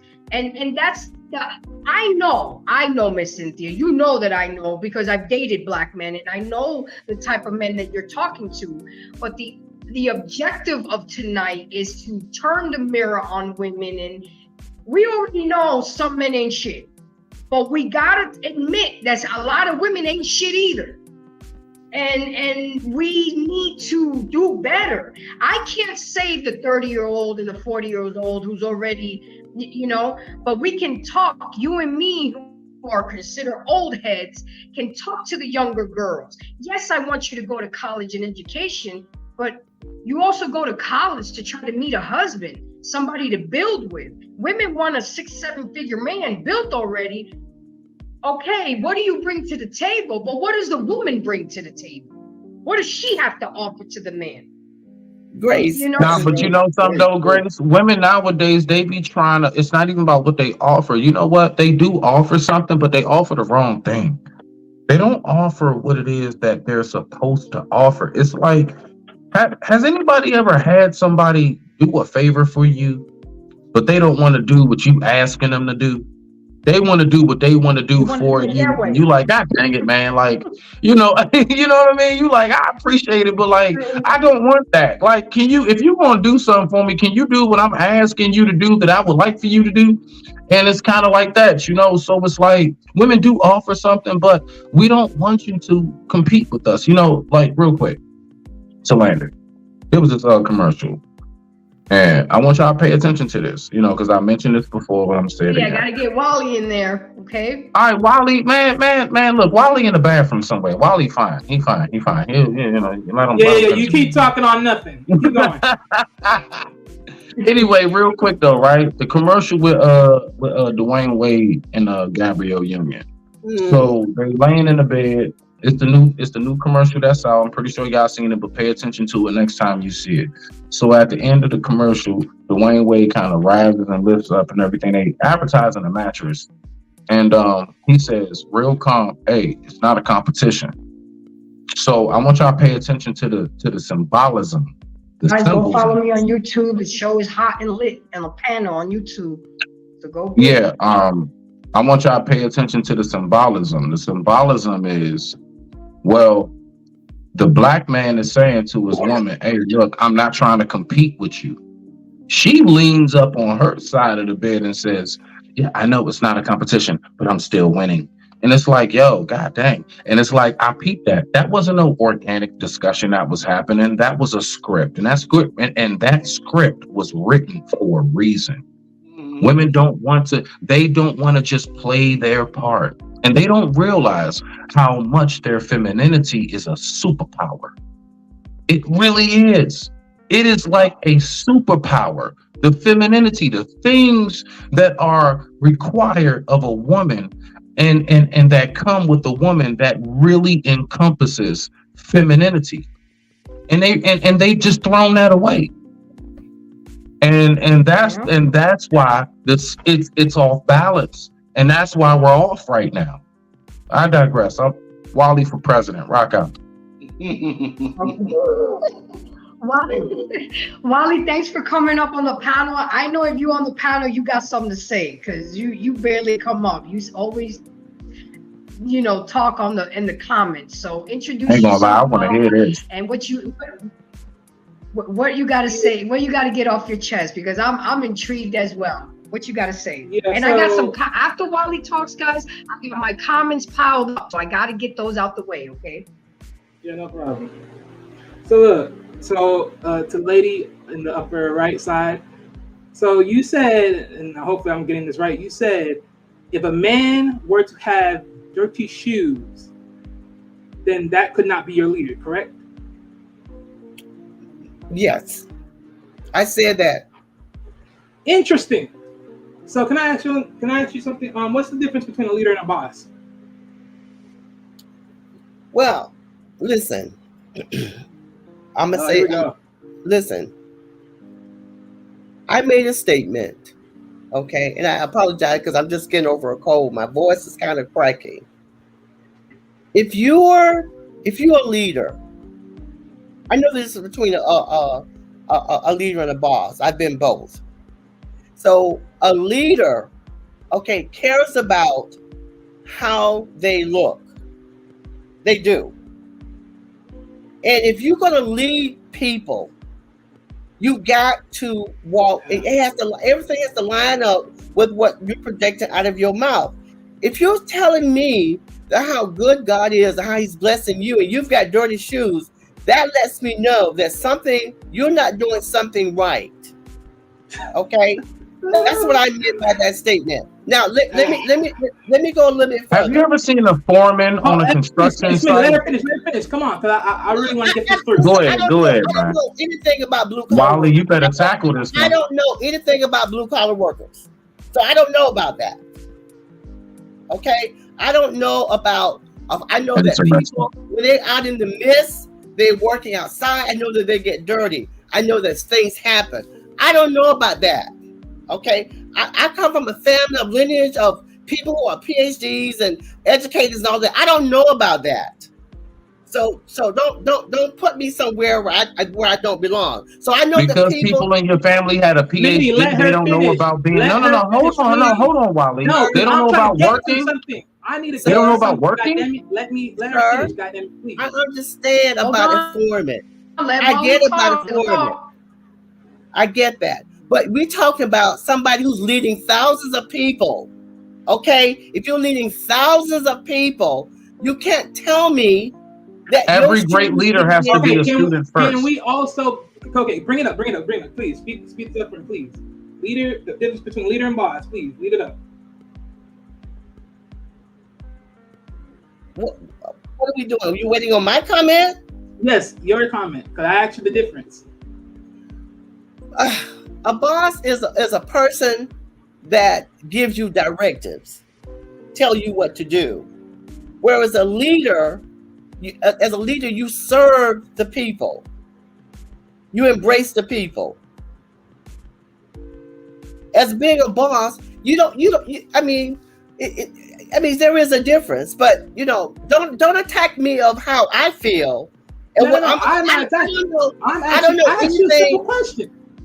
Well, I gave you my And everything she's saying Okay, right and now that's is good. exactly That's why good. the men And that's speak good. on how Now- they now let me bring it feel, back. because these men are Hold on, replicating Smitty. the women that they're being brought up by. I just want us to pay attention to this. How And you with that feel. We're not said, talking about let how me you bring. feel, man. Words matter.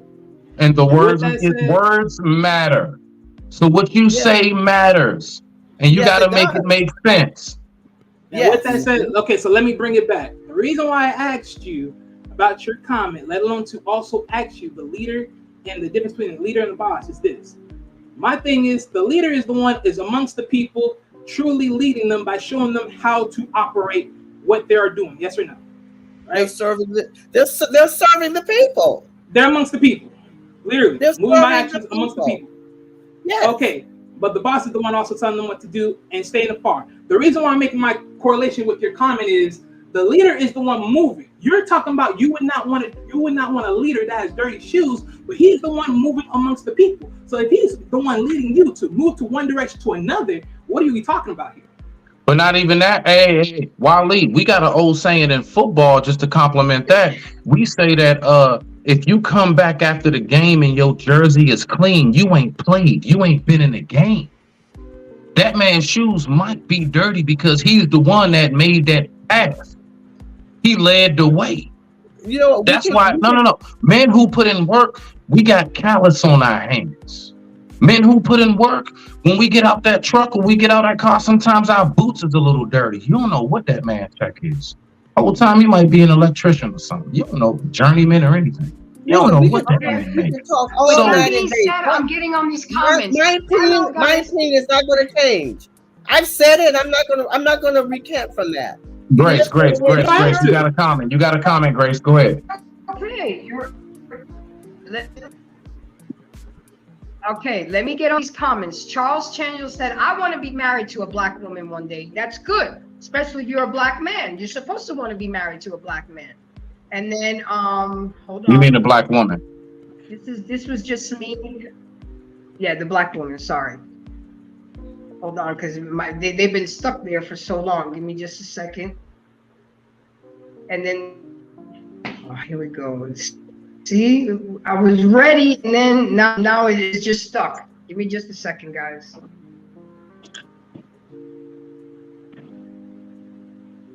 And then Charles Chandler came back and said, I'm just gonna read him. He said, where is the channel for the black husbands? Well, you gotta go YouTube surfing. There's a lot of channels out here for that. And then I'm gonna keep going down the road. I was saying salute to Wally. Thank you for coming in. And then Wally came back and said, but we always judge a book by the cover on both sides. And then he was supporting the channel. He was laughing. And then Wally asked, what is the image of a leader? And I guess that's where that question came about, Wally. And then I got my boy True Table here. I don't know if he's gonna come up on the panel, but he said the fact that she said her table, she is wrong, shaking my head. And then he came back and said, when you said, what do you bring to the table? And then, hold on, I told you guys I had a lot of comments here because we got into it. Give me just a minute. I hear beeps. That means somebody else trying to knock on the door. Oh, come on. Give me my comments quickly. Hold on. He said, True Table said, it's not a woman's relationship to begin with. It's the man's. It is the man's always. And then that's when Wally asked, what is the difference between a leader and a boss? And then True Table, he's been here. I've been trying to read your comments, True. We men don't care if you're career driven, if you're ugly and fat, okay? And if you don't have the deed on your home, you aren't a homeowner, ma'am. And I guess that he was. And then, yeah, you're right. You could be paying on a house for 30 years before you really become that homeowner. Then he came. Hold on, guys. I got two more comments. He said there, and then he said most of these. Goodness. Come on. They're good too. Okay, it'll pop up. But guys, I haven't even gotten to my information. So let's get into this where it says, what does it mean to be vulnerable in a relationship? Being vulnerable in a relationship is allowing to let your guard down to connect in raw and open manner. In other words, is putting your heart on the line, even if that means heartache. This might sound like an ouch, but vulnerability encourages the most authentic version of yourself to come to the forefront. Now, ladies, if we don't allow that safe space for a man to become vulnerable, he's not going to come to you and talk to you and express his thoughts, his inner emotions, and then you complain.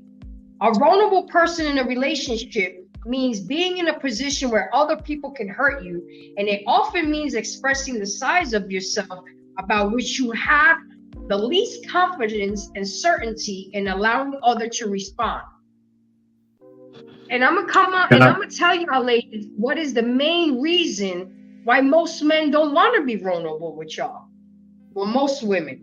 And examples of vulnerability: taking a chance that might lead to rejection, talking about mistakes that you have made, sharing a person information that you normally will keep private, feeling difficult emotions such as shame, grief, and fear, and reconnecting with somebody you have fallen out. I want to tell you this, and I know most women don't look at it this way. And I know, Smitty, you experienced this for me last week when I thanked you, because I recognized that you had opened up to me. You opened up on my live. And to me, it's an honor when a man opens up to me and breaks down and tells me his most inner thoughts or things that he's been through, because that means he feels safe. What did I say? What did I say, Grace?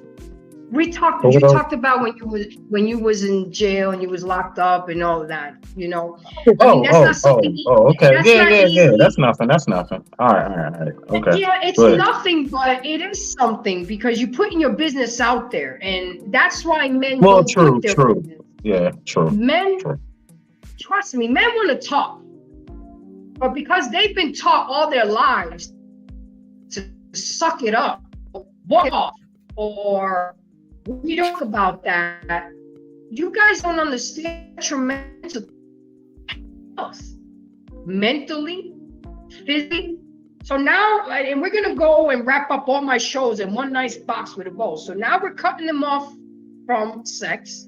We're not allowing them to talk in their safe place. We're not giving them peace in their house. God damn. I mean, how? And then you want a man to come 6 figures, give you everything he wants, have sex with you like a porn star. I mean, we want so much from our men, but so little. Where they do that at? And I'm putting y'all out there. Can I say something to that? I don't give a fuck tonight if y'all get mad at me. Keep short and sweet, because I still got a lot of stuff to say. Nah. Go ahead, honey. All right. I ain't mad at you. Go ahead. So when it comes to the whole man and the vulnerability, me as a man of my stature, you know, this is just my personal advice, and I'll leave it at that. It's not safe, ever. I don't care if it's your wife, whatever. It's not safe for men to be showing our vulnerability. Now, that's men sad, are so, Smitty. That's sad. No, hear me. All right, hear me. Because a lot of this now, I can get that coming from you as a woman. So that right there, I get it. You as a woman, I can recognize why you would respond in such a manner. One more time.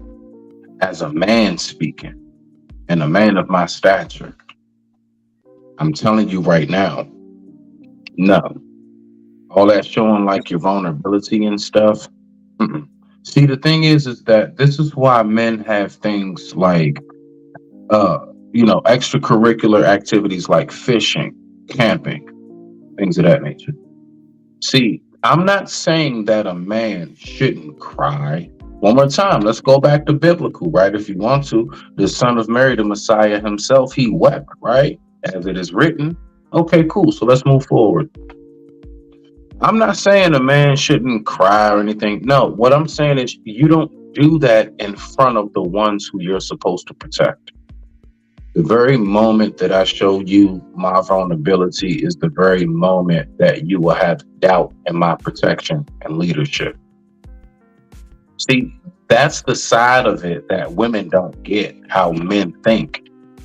Like we don't operate the same. So me like there was a quick skit Bill Burr did, and it was pretty damn funny. And I'll just and I'm landing it right here, Grace. The skit was about turbulence. Nah, hear me, love. The skit was about turbulence, and he was like, when the plane started shaking, he said, "Man, it was so embarrassing, or whatever it was, to hear this guy back behind me, fully beard and everything, going, oh, and screaming and stuff like that. You know what I mean?" And he's like, nah. He's like, I can't, like with the women and children, I can't turn this, plane into like a haunted house and I'm screaming with the women. You know what I mean? Like, no. As much as I may be terrified myself, as much as I may know, God, man, this might be over with, to the very last blinking moment, it is my duty to make sure that if we are all going to go, that we go, that I provide as much comfort and peace as possible to that situation. I can't be screaming and crying just like you. No. We are supposed to maintain a certain amount of almost, even though I don't agree with this, but not God-like presence, but like truly like impenetrable king. We don't show that like we don't show that we bleed like the rest. Although we do. You're human. Although you're we human, do. Smitty. Oh, I'm saying it. Although we do. But you're not getting it. We don't show our hand. See, that's showing your hand. You never because the moment you do that, they will swallow you. So let me try. Okay, I'll wait till you're done. Forget showing the hand. No, I digress on my muted. Go ahead, Gary. Go ahead. So, and I definitely agree with a lot of what you're saying. I think, though, when it comes to being vulnerable, one, I think that it's extremely important nowadays in the type of lady that we choose, right? Now, I think that in that, being able to have a moment where we don't necessarily cry, but we're feeling down or what have you. Now, to the point of when shit's about to get crazy, then we have to provide the security, the protection, and the comfort. Now, there are many times for those of us men who have in the, 3 o'clock in the morning, nobody's around, then we have our moment and break down, but nobody knows except us and the higher power, right? So in other words, y'all supposed to suffer in silence? Well, that's you gotta suffer in silence. No, but hold on a second. Wait. Hold on. So what I'm saying is that, for those of us men, when we have our moments at night when we're by ourselves, and if something's happening that's, that is too much, that we have our moments that we break down. We all gone through that. If a man said that he hasn't done it, then that's not true.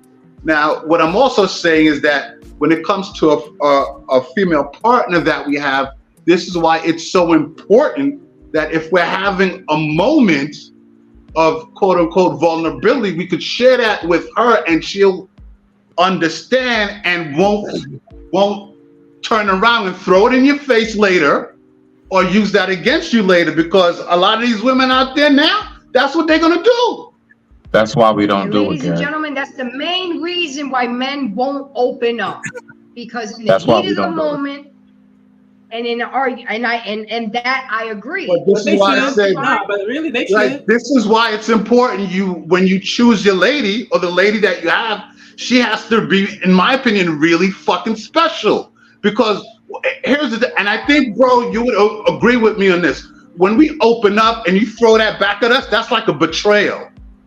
And this is why. Yeah. Yes. Just like Yes. Troy, Most definitely. I treat Go ahead, Right. Wally. And only No. one What time. you saying, Wally? Go ahead, Wally. No, what I was gonna say was this. Honestly, in my opinion, you should share it with them. You know why? It makes it more easier. Let me tell you why. The moment you put it out there, and guess what? You're gonna see if she bites. If she bites and she tells you otherwise, and she don't even come to your feelings, you can get rid of her sooner. Why motherfucking just waste time? Get rid of her sooner. I mean, don't get me wrong. So you saying cry by the third date? Cry by the third date, Wally? Bro, you know good That's what what we I'm do? talking about. Just break down and be like, Mama did this, Get the freak out Daddy of here. did that. No, get the freak out of here. ain't crying, but you know, I'd rather my man express himself to me, walk around with an attitude, walk around lashing out at the kids because he's frustrated about something. Let's talk about it. Let's roll a joint, have a drink. Let's go sit down. Listen. The thing is, don't hold shit yeah. in, and then But lash hold on. out at Nah, watch this. See, Grace, there are levels and steps to this. The thing is, watch this. So what I do is, as a man, I'm telling you, as true apex alphas, and how we move. And all alpha mean is first leader. That's it. That's all.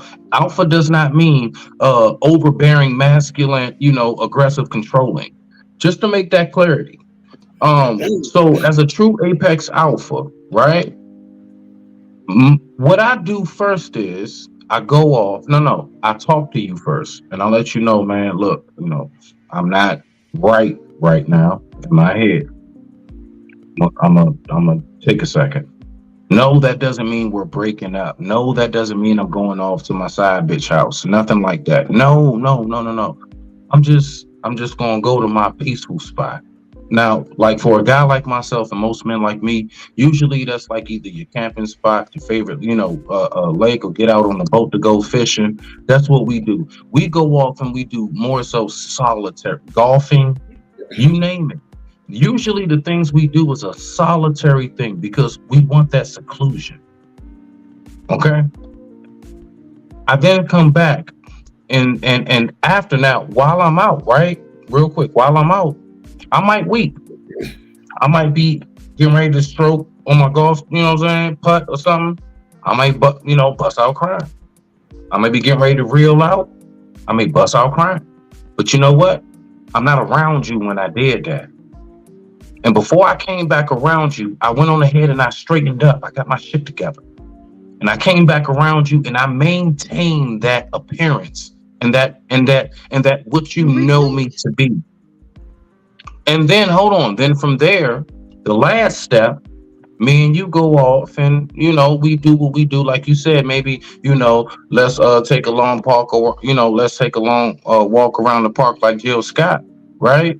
Let's go do that and I'll talk to you. But the one thing I'm not going to do is break down and be crying around you. I'm not doing that. No, done, dead. Because us as men, we know the ultimate repercussions of that. A woman will accept it at the moment initially, but I promise you from that point on, it's almost like when you're playing a video game or something or whatever, and you find that weak spot in the balls. It's like that. It's like, okay. I see you got to hit it like right around like the heart and the arm. Okay, so that's like the weak point. That's really how it winds up being. So now you know my weak points. Nah, I don't need you to know my weak points. And I'm telling you how men think, truly. Men who came up around men, this is how we think. Now, men who didn't come up around men, maybe they might have a different take on life. And that's okay. Because they came up a different way. I'm just telling you how we I hear rock you, out. but communication I digress. is My mic is important in a muted. relationship. Communication is important in a relationship. I'm not a fucking mind When reader. did I? Hold on. Hey, Grace. No, When did I say that we weren't communicating? No, Grace. When did I say we weren't communicating? When did I say that? I said we're going to talk. I said then we can go roll a J, take a long walk, and we'll talk. What I said specifically, only solely, is the one process of that whole thing that you will not be a part of is the crying part. The weeping. If I'm, when I'm really breaking down, because even down to most men thinking smart, I'm not going to want to be around nobody when I'm like that. I'm not going to want to bring that upon you. Because part of my protection and leadership is even down to me knowing you ride off of my mood. So if I'm down, you down. I'm not going to bring that around you. I'm going to wait till I get my shit together and I'm going to come around you right so that you continuously keep the right, what do y'all say? Good vibes only, right? Okay, now. I digress. My mic is muted. Good vibes only. No one know no trauma. No difficult times. No one know about them difficult times. Hey, Wally, I'm so sad. That's sad. Oh Lord. Oh, Lord. Grace. I hear you. Everybody. Yes, ma'am. I have to agree with the young man. I don't want somebody around me that's crying more than me. And I know communication is key, but I think what he said, there's a lot of validity to what he said, and because I mean, get yourself together, then come back and deal with me accordingly. But if you falter down, I'm the wrong female to falter down in front of. I'm the wrong one. So I think that I agree with what the young man said. Go get yourself together, come back, get your thoughts together, come back, and then let's convene and let's talk about it. And let's move forward. If you're better, we're better. Thank you, sister.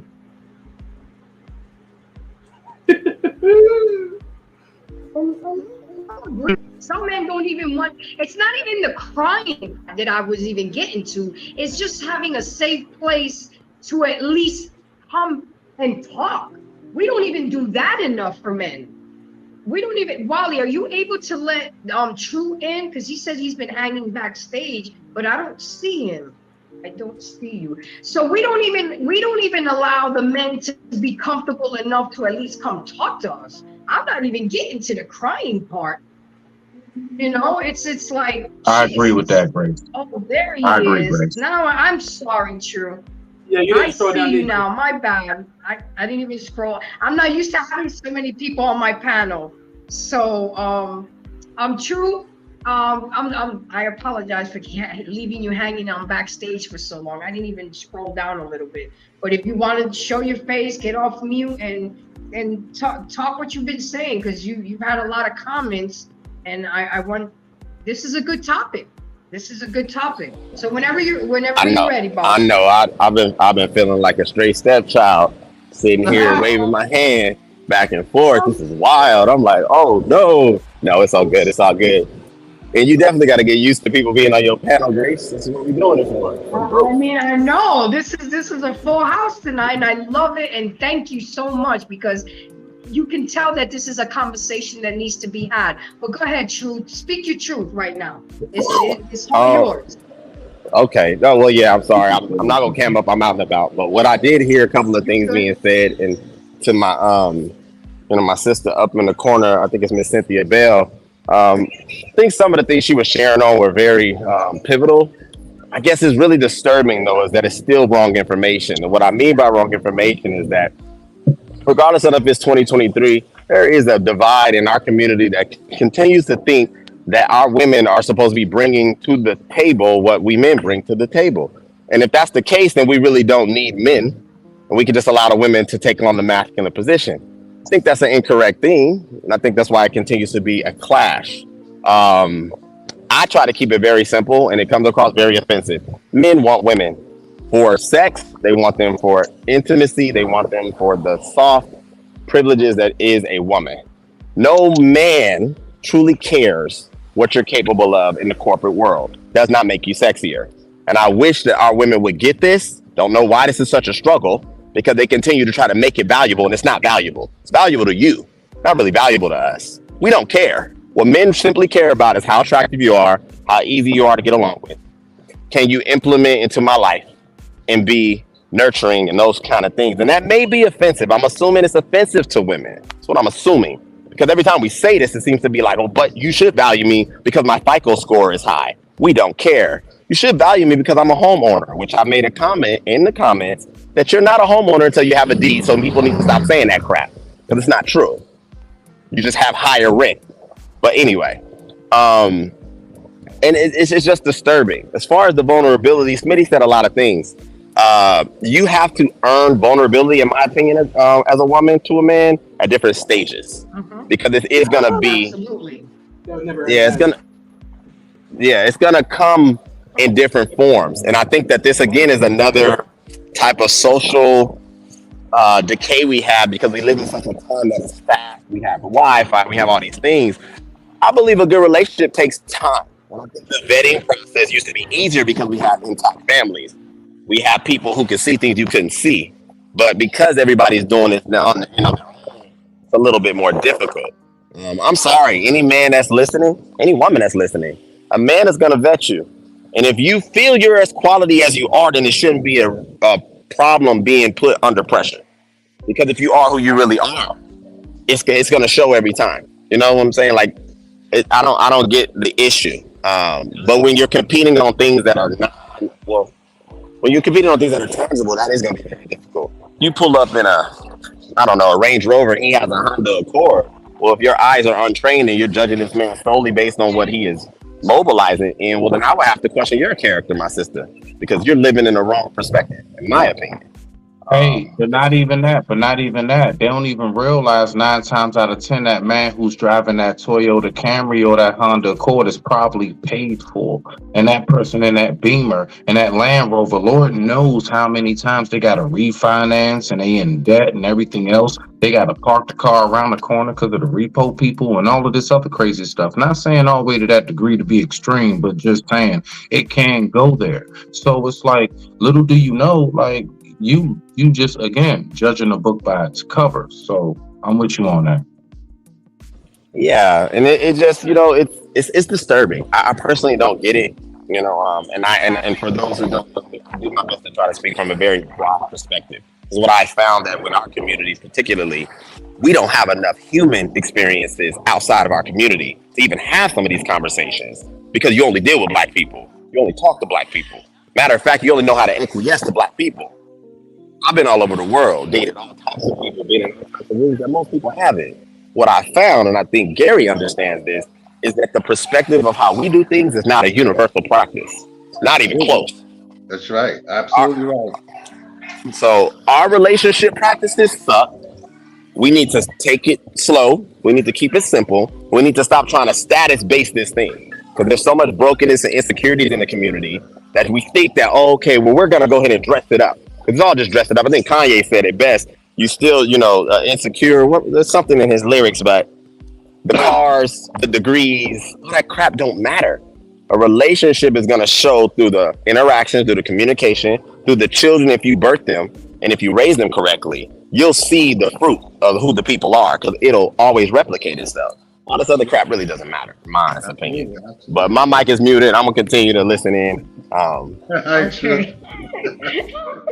Smitty, you didn't started something. And I also have Parker's Playhouse. As a man, you can't show that side as much because you will be considered weak. And you're absolutely right, because that's how little boys are raised. Oh, get up. There's no crying. Oh, suck it up. Oh, man up. And then you wonder why you got people out here full of so much hostility, rage, and anger. And when they let that shit loose, oh my God, he's mentally disturbed. Oh my God. Right.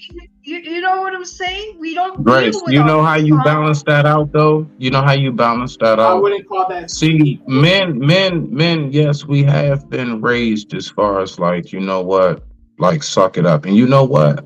To a large degree, I agree with that. Nah, because man, listen, man, You're talking about survival. You're talking about survival of civilizations and legacies and like generations to come. You gotta you have I to agree have that, to huh? a certain extent, but not to the point Nah, where a nah, person, ain't no where a certain man. extent. No, because there's no certain extent when men know I'm doing this life or death. And that's what men do. We know that our existence is I must leave a garden. I must leave a legacy, life or death. No, ain't no to an extent. Again, see, that's you as a woman responding.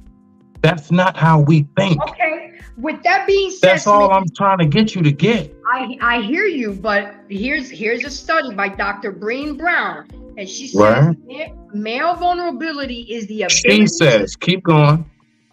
male vulnerability is the ability to be open, honest at their experience, even when they are difficult. It's the ability to Again, show. like you said, she said, I'm not gonna lie, Grace. I mean, again, you're trying to give me advice about men from a woman. I'm not. I'm a man. I listen. You're getting it from the horse's mouth, and you're still rejecting it. I'm not giving it to rejecting you. but you also have to understand that it's not good to hold things in. It's not good to suppress things. You're not getting the mythology behind why I'm saying it. It's for the preservation of generations to come. It's a certain listen, you cannot. Well, then you didn't see the video. You didn't see the video that I played at the beginning of the show. I'm going to need you to see it. I digress. My mic is muted, Grace. You That got was it. another man speaking about vulnerability. Let me chime in real quick. So there was something that True said that I agree with. When it comes to men being vulnerable, that's something that you have to earn, right? So it just doesn't happen immediately. That's earned. I agree. Right. That's that.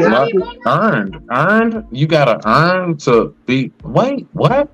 Earn to be vulnerable? No, you see. Hold on a second. Listen to me. Listening to words. Words matter. I'm listening to words. I'm saying that what True said, what I agree with is that when it deals with a relationship, right, the woman, she has to earn for that man to be vulnerable to her, right? And when I say that, it's not being immediately, but there's different levels here. I get you. Right? There's different levels because the dude is not going to open up to you like that, right? So you have to really earn his sacred trust, if you will, because again, once he opens up to you even a little bit and you violate that, that's betrayal. It's over. But Gary, what I'm trying to say is that men, like you said, I want you to pay attention again to words. You said sacred trust. Right. What I'm saying specifically is men should never give up something so sacred. Period. Not even to your woman. Don't do it. It's just better for us. I promise you. I'm going to tell you what the men is going to say. Listen. Now, what we know is that women will always respond like we're seeing now on listen, that was a feeling. And I'm not just saying like a bad way, because I recognize how women operate, and that's okay. That's okay, right? But what we are trying to express is, please, ladies, recognize how men operate. And it's just a little bit different. You see? That's all. That's it. Everything that's going on right now with the two sisters up here is I recognize that's like, it ain't no feelings behind it, nothing. That's what I get it. Why?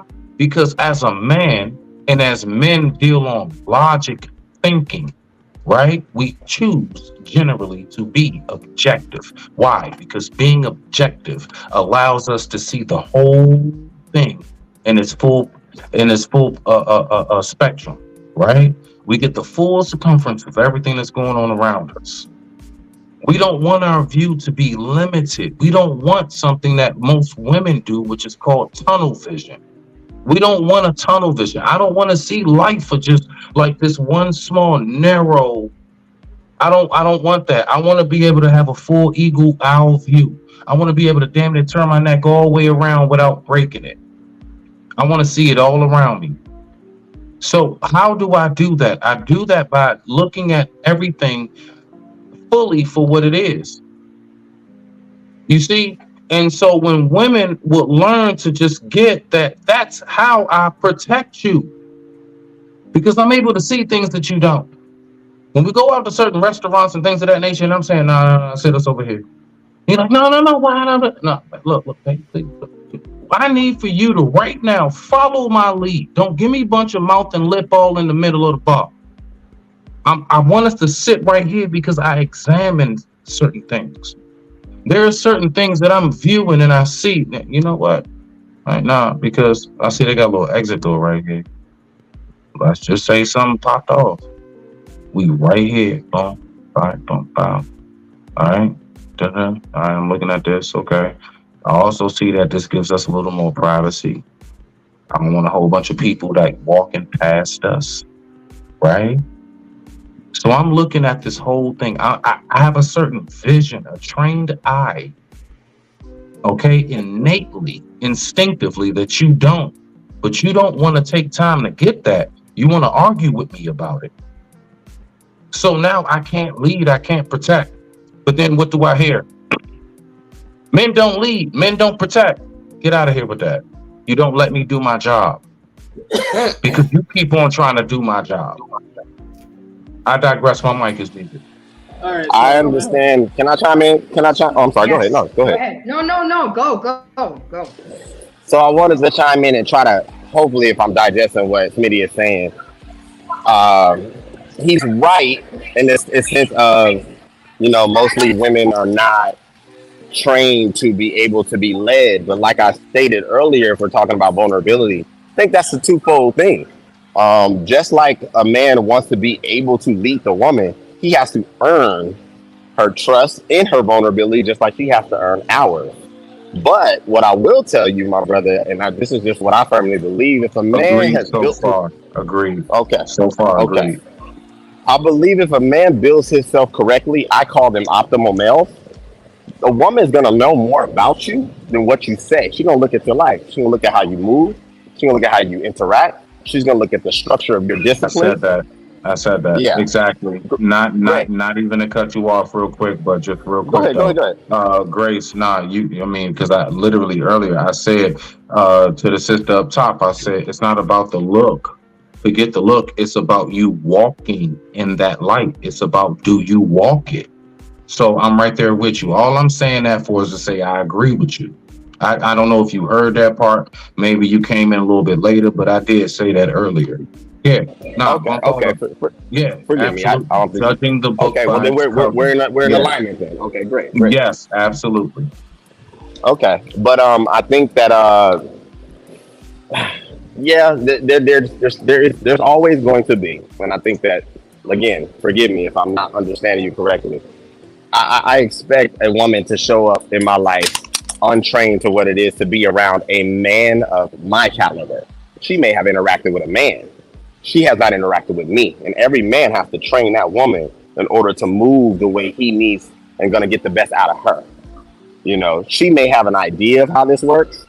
And this is harder when you have someone who's had a destructive background or a foundation that was not built correctly, or she was not covered and protected in love. But she's still going to have to be trained. So. Totally agree with you, True. Totally agree. Not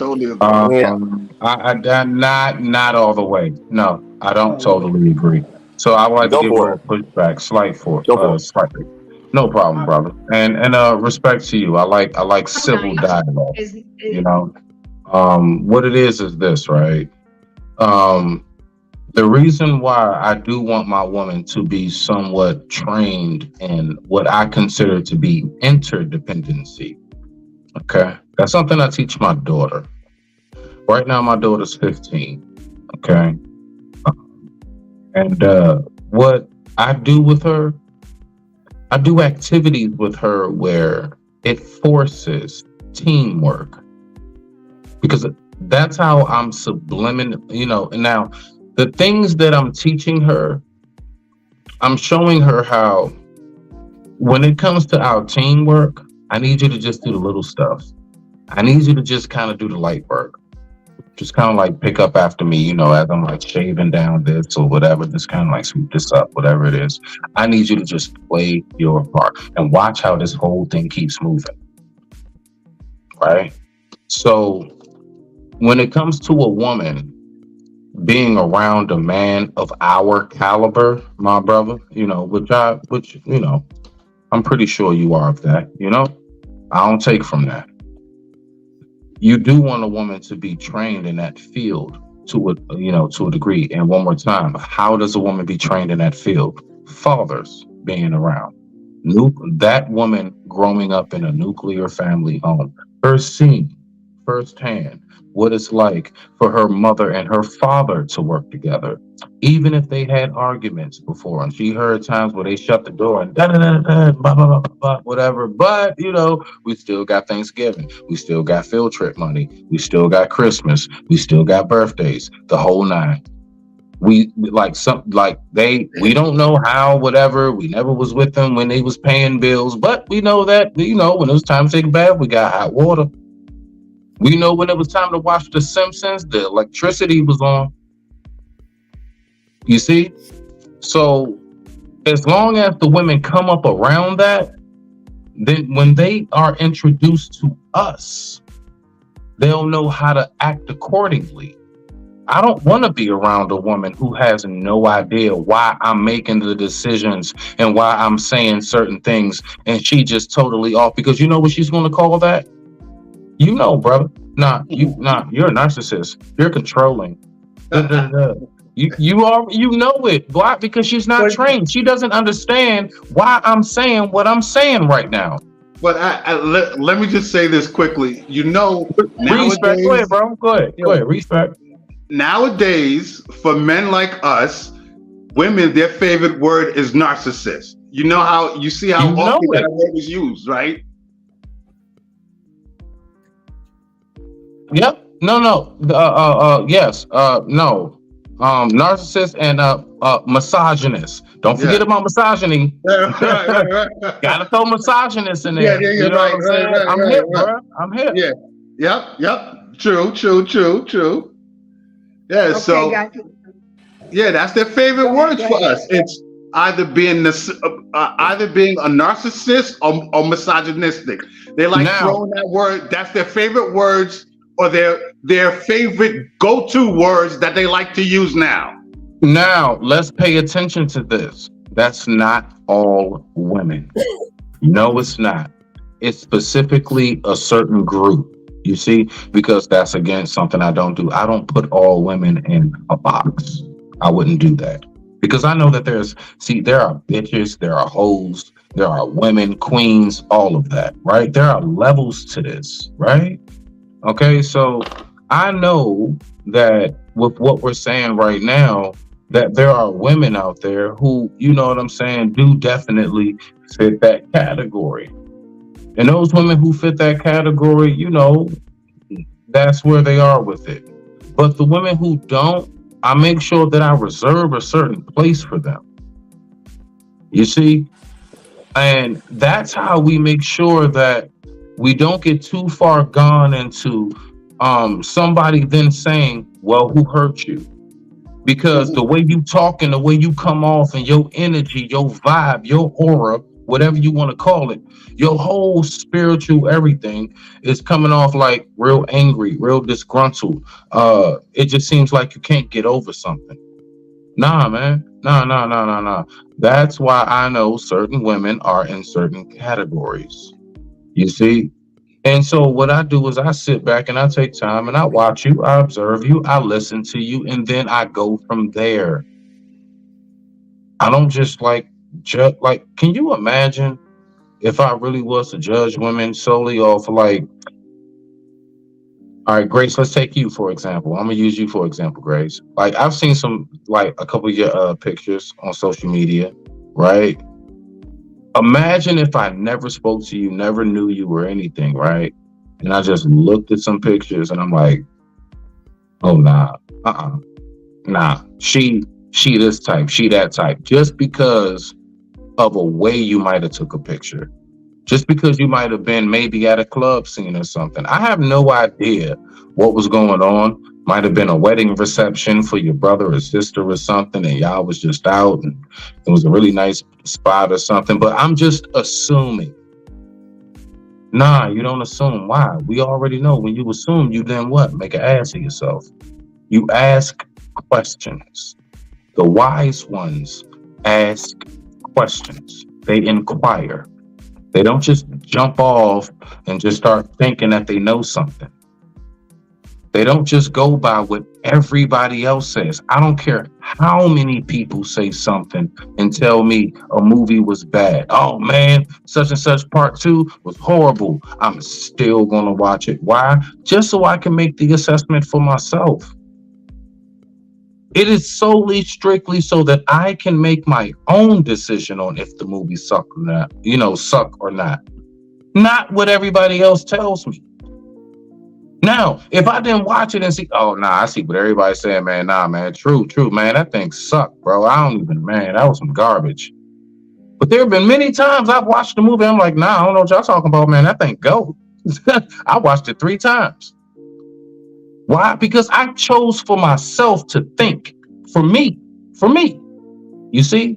So, I'll just leave it at that. I digress. My mic is muted. Okay, so with all of that being said, hold on. I got to get into these notes because we're already at 2 hours and 22 minutes. Shit, damn. Guys, I understand where True is coming from, Wiley's coming from, Smitty's coming from, and Gary's coming from. I'm not trying to change our ways. But there's a certain type of level where there are men that were not taught how to express themselves, how to communicate, how to be effective. So with that being said, it's because men weren't around them. True. Men show men how to respond in situations. Let me finish. So it says here, male vulnerability is the ability to be open, honest, and share their experience even when they are difficult. It is the ability to show up and be seen even when afraid. Courage does not mean that we are never afraid. On the contrary, courage means that we face our fears head on. So what does it mean when a man is being vulnerable? If a man shows vulnerability with a woman, he's comfortable with her. He's not afraid to show her some of his flaws and tell secrets to her that many people don't know. Ladies, if your guy is vulnerable to you, and this is all what I'm trying to get out here. Ladies, if a guy is vulnerable to you, it means that he's aiming for a deeper connection. He wants you to get to know him better. It's not, he wants his fears and ambitions, his inhibitions and insecurities and his needs because you've been listening. Therefore, he feels closer to you. Men need connection too. Men have feelings too. Men have emotions. And it's okay. I'm not saying you gotta cry in front of me, but it's okay to tell me how your day went and how somebody pissed you off. To keep everything bottled in and to keep that hostility, most men don't have time to go fishing, Smitty. They're too busy.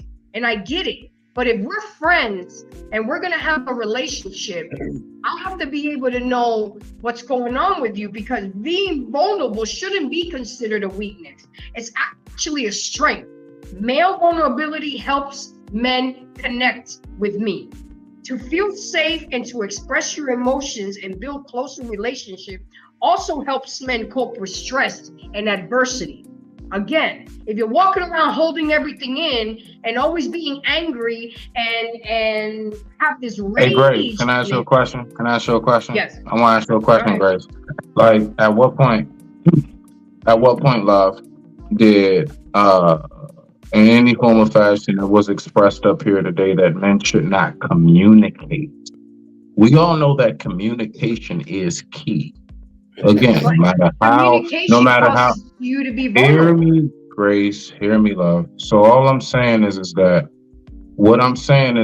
again, when it comes down to how men communicate, it's just different than women. What you keep trying to express is, men, listen, express yourselves how we do. And we don't. We just don't. And it's I like the didn't say day how that you we all do. really, the day that women really truly do get it through their minds that we do think and operate different. It's not even like ours is better, yours is worse. Yours is better, ours is worse. It's just different. But you guys But don't do but anything I that didn't. I sometimes. difference, didn't. that difference combined makes a powerful dynamic. I hear When we you, but it's not combine, reciprocated. listen, it's just like, and I know this is gonna sound real silly, but I know most of us are old enough to remember Power Rangers. One of them was like a mastodon. One of them was this and that and everything else. Now, when they all combined together, right? So that's all I'm trying to, just analogy wise. So all I'm saying is that when you realize that, okay, all right, maybe you got this going on, that's cool. That's cool. That's your aspect and what you bring. But I got this right here, and this is what I bring. And as soon as you calm all of that down, just bring it down, take it down a notch, all right? And just recognize what it is that we both have to offer. You'll realize how much it is more powerful we can be. Why do you think that's why we use the term power couples? You want to know why? Because one individual is doing a part and the other individual is doing a part. What makes them a power couple is not how fancy they look. What makes them a power couple is not how many trips they take and stuff and how glamorous everything is. No, what makes them a power couple is how well they execute missions. And I get that, but the point of this show is to show women that they need to allow their men to be men and to be able to express themselves. I'm not disagreeing with you on that. All I'm saying is that as a man who pulled up on the panel, I just want to let the women know. So once again, watch this, Grace. Once again, we don't want women solely taking information about men from women. Now let's just pay attention. What you did was, and I'm not shitting on it. I'm just saying you pulled up some kind of quote or whatever it was, some kind of writing or something from a woman about men. You didn't pull something up about men. From man about men. So all I'm saying is that Grace, please pay attention. I'm going to shut up. Women refuse to listen to men about men. Women refuse. I don't know what that is. I don't know why that's such a it's like a shutdown default mechanism in the mind. Like when a man starts talking about how men are, discredit it, just throw it away. Like, no, just hear me. I pulled up to really support what you're saying. I pulled up to support it. But I pulled up to explain it in a way in which men will really get it. Why you think now watch this. This is all I'm gonna say. And I'm gonna shut up. I'm landing it right here. When I pulled up and I started talking about how men operate and think, regardless of whatever the ideology is, you know what happened, Grace? 2 more men popped up on the panel. Pay attention. Well, I will say, my brother, I think that a lot of males are out here misrepresenting men. I think that you do more with the representation of who you show yourself to be, rather than why are they misrepresenting us? Who raises them? I don't know. Well, what is their upbringing? How do they come up? So that's what we got to focus on. It's a reason why. See, the thing is, I don't focus on the problem. I focus on. Can I finish? Let him finish. Thank you. I appreciate it. All right, go ahead. Yeah, that's not my argument. I think I'm intelligent enough, and everyone on this panel is intelligent enough to know where most of the problems, derive from. But I'm just speaking to the sense that as we are now in this new space moving forward, women don't listen like men. I think you made a very valid point that how we communicate is not how they communicate. But I think on the flip side, men also need to understand how women both listen as well as communicate. Women have to be handled a certain way. This is not to void that men should be men. But if you're going to be a very proactive man, somebody who's going to be successful dealing with women, I think you need to understand how they hear, also how they process. And you have to also, what I was saying earlier, I was actually waiting on the pushback. I didn't hear where we didn't agree. But what I was speaking to more from a woman being interdependent, I think is what you said. I agree with that. However, there is a different application a man has to apply when he meets that woman to be his woman and his wife, because there's an intimacy that she gets from that man, particularly, that she cannot get from her father, that she cannot get from her brother. That's a different application.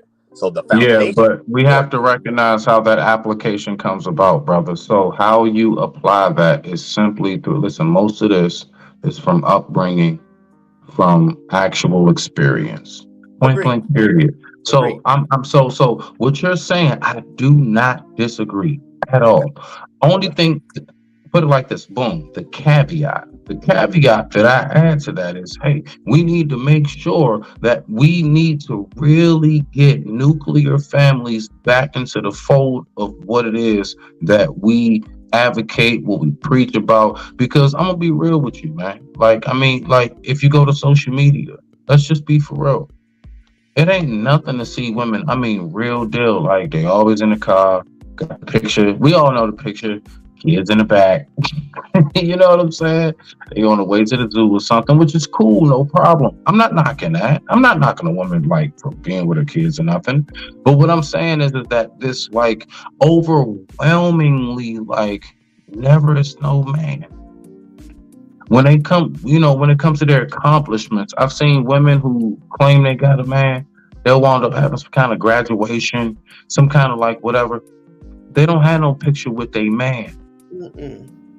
They probably have him hold the phone and take the picture to make sure his ass ain't in the picture.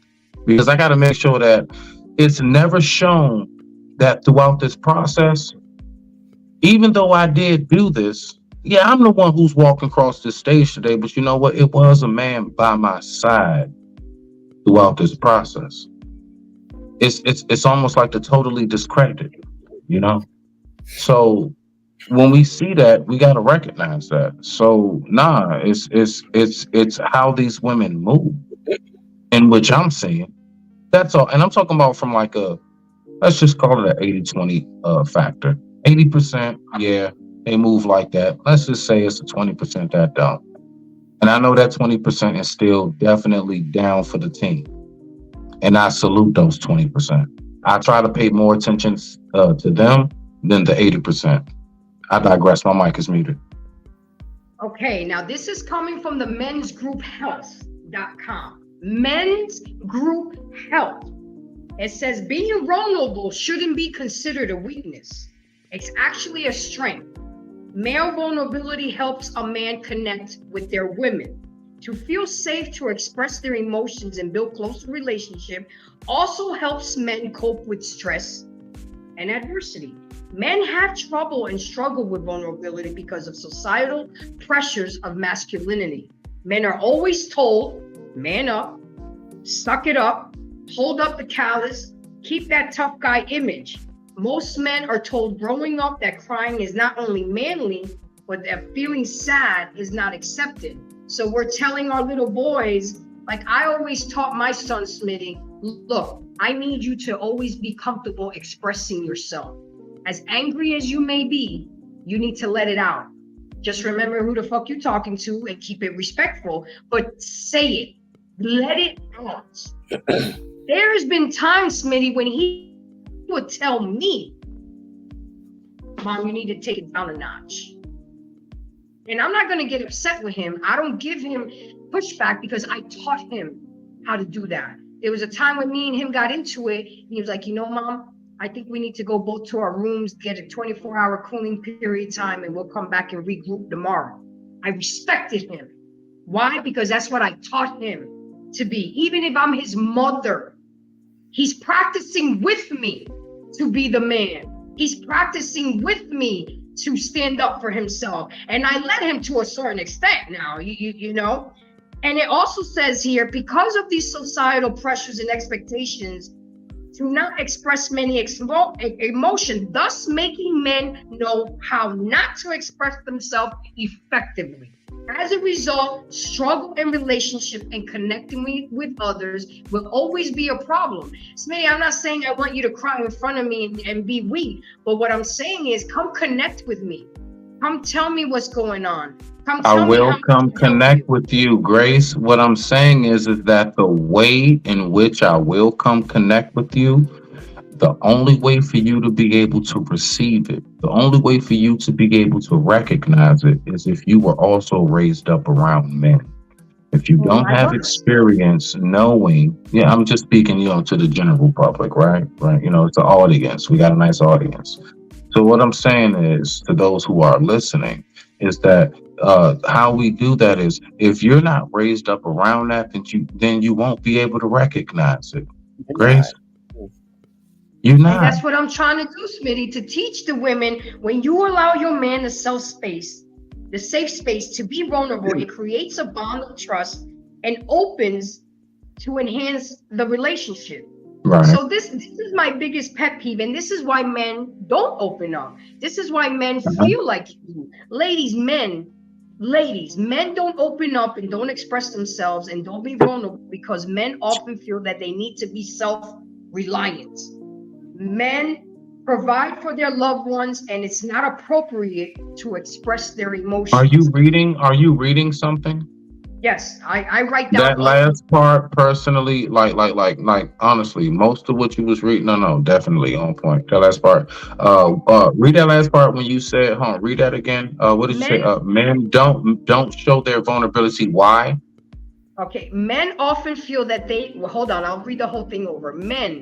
Ladies, men don't open up, don't express themselves, and don't be vulnerable because men feel that they need to be self-reliant and provide for their loved ones, and it's not appropriate to express their emotions. This is why men feel the way you do. They're not going to open up That last because part. That's all. it's So not it's not appropriate about to. the feeling of, because first of all, this is why I pay attention to words.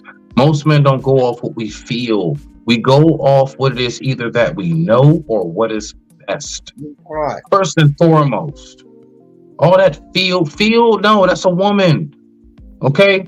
Second, no, most men do not show their vulnerability for primarily fear of being overthrown.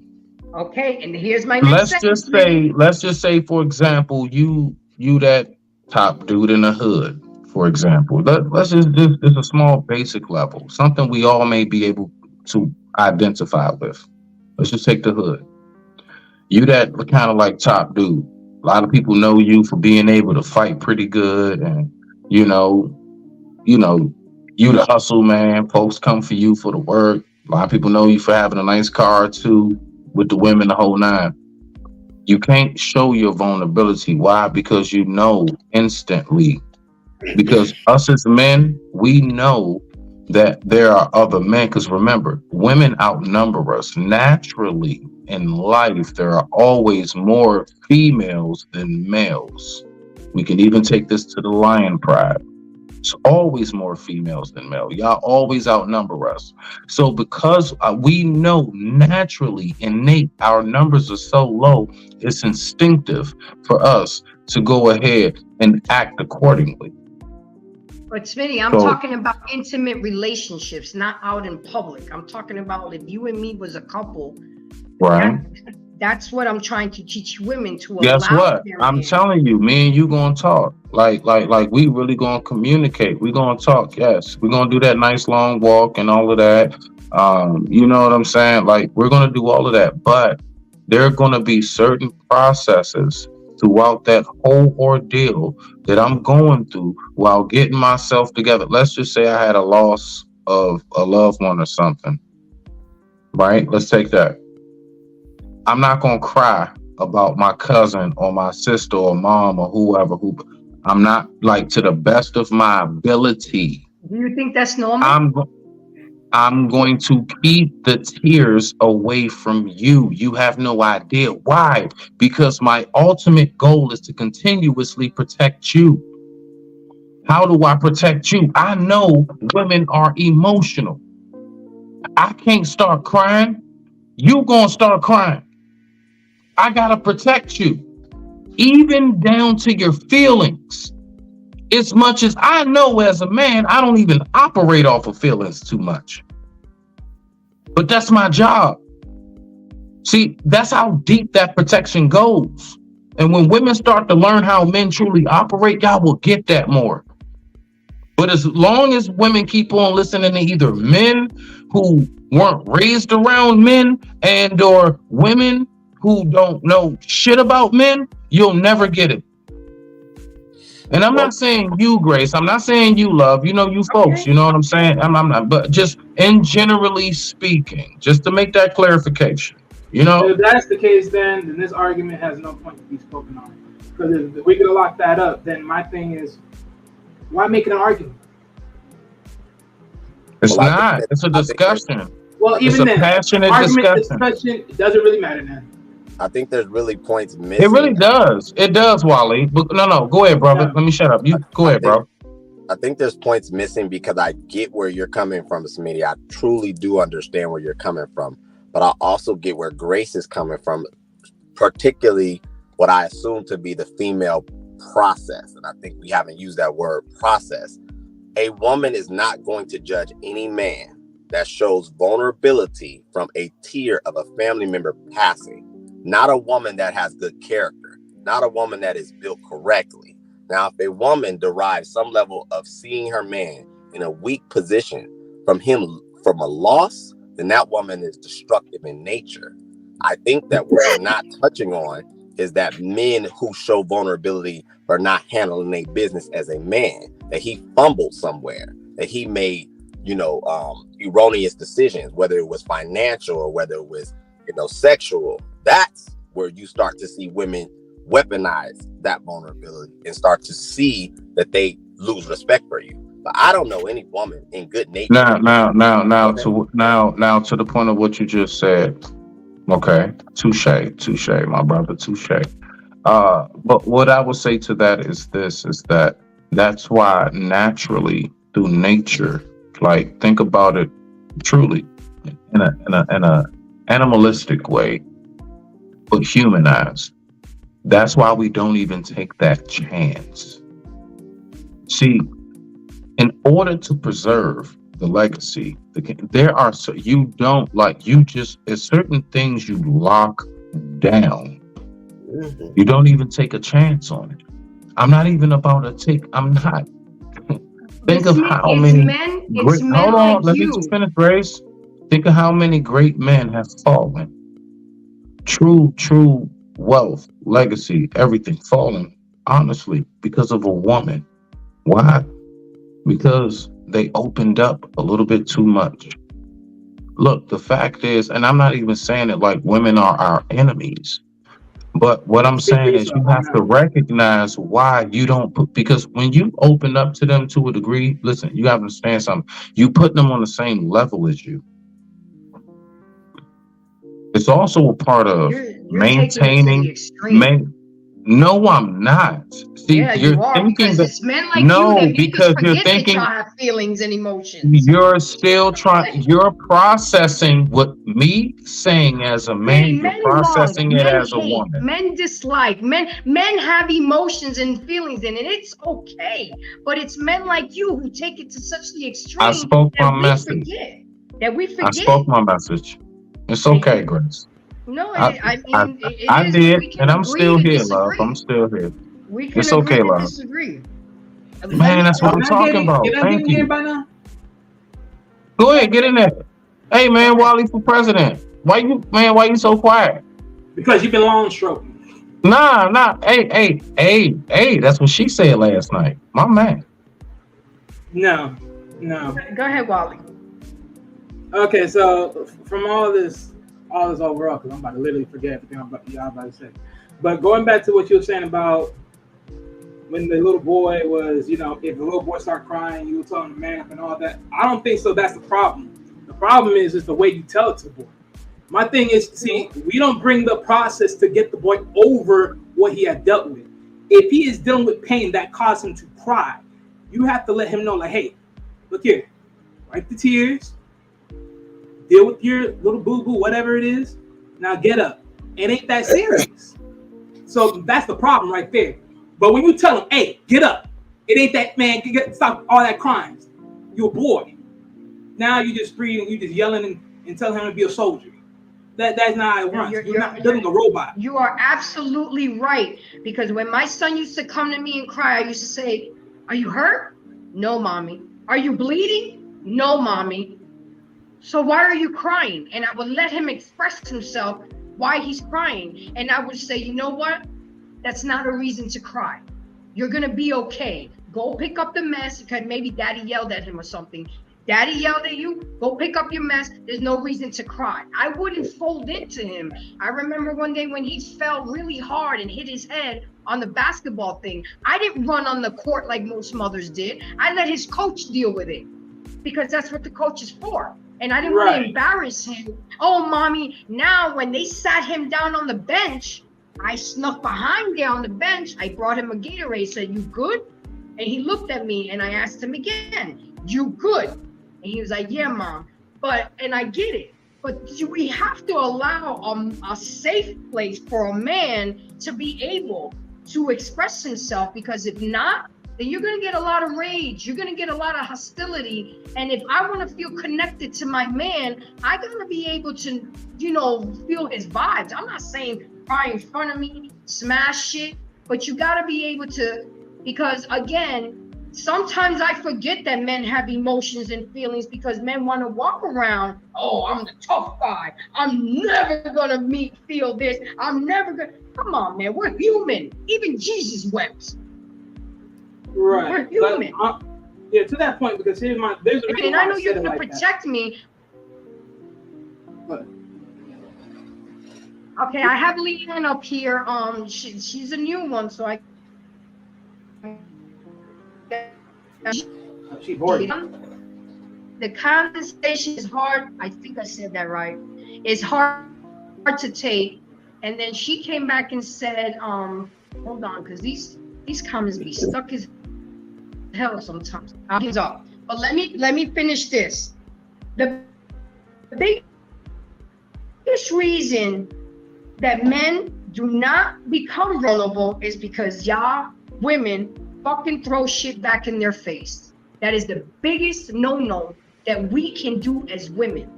This is why we have men like my friend Smitty walking around that he should never say anything or be vulnerable or show emotions. Why? Because when they do open up to us, we throw it right back in their face and make them feel this big. So why should they? So all I'm trying to say and show women that that's wrong and that's not the right thing to do. When boys mature into men, they tend to suppress their emotions more than women, which can lead them to experience symptoms of depression, aggressive behavior, rage, hostility can develop when men hide their feelings as they experience trouble regulating their emotions. You have to regulate and harmonize your emotions. And if I'm your woman, I should be the go-to person. Not for everything. There's certain things you're gonna talk to your boys about. There's certain things y'all gonna have talk in the barbershop, in the locker room. But we gotta feel connected some kind of way, because if you expect me to come and tell you everything and come to you for everything as my protector and my provider, it's gotta be reciprocated. Reciprocation is vital in a relationship. And it has to have a balance. So that's why I agree with some of the things that Smitty is saying, but I'm more towards True's side because he gets it. You have to understand how we process information too, Smitty. It's not just all about y'all all the time. It takes two to make it all right. When I'm get time to finish. Can I get in here now? Leanne said that's BS. Men feel the idea that intellect is over feelings is an issue. I'm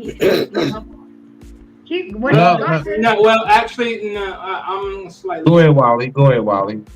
I'm after you. Well, look, this one I want to finish up with. The reason why I said like that for the little boy and basically bringing him to that process, because at the end of the day, even as a grown up, if you end up getting to a point where you get injured and whatnot, yeah, it's gonna hurt. It's gonna feel like crap. You're probably gonna feel like tears. But at the end of the damn day, you still gonna get up. You ain't freaking dead. You ain't doing none of that. So it's like, what's the point? But now moving on. What that comment? What she said? She said, Which one? Yes, men feel the idea that it's intelligence over feelings is the issue. Nah. Nah. So My thing is, yeah, like, okay. Yeah. So, nah. What it is point blank. Period. Look, Grace. You know, I've tried my best, and again, I see, because you know, I have more aunts than uncles. I have more female cousins than males. I myself, even as a father of one, has a daughter, not a son. Okay, so I mean, women are all around my life. So I get it. I get it. You know what I mean? Like, my whole thing is, I noticed that when I talk about that scale, why it's lopsided, why it's lopsided and not evenly balanced out, is because, and I'm going to say this, I do genuinely believe that men, most of us, majority of men, we do take time to try to figure out women. I listen to women about women. When I wanted to learn about women, you know who I talk to? My female cousins. I talk to some of my aunts. I talk to my own mom. I talk to, like, you know, the woman I'm in a relationship at the time. I would listen to her, what she has to say about female. I would listen to, like, when she's on the phone talking to her girlfriend, how they talk. I would just sit back and just listen. Because I paid attention to women about women. And it's like, I can't seem to understand, like, this whole, like, just no matter what, we're just not going to listen to men speak about men. I'm just a man telling you exactly what it is, how we move, how we operate. Not all men think like you. No, stop.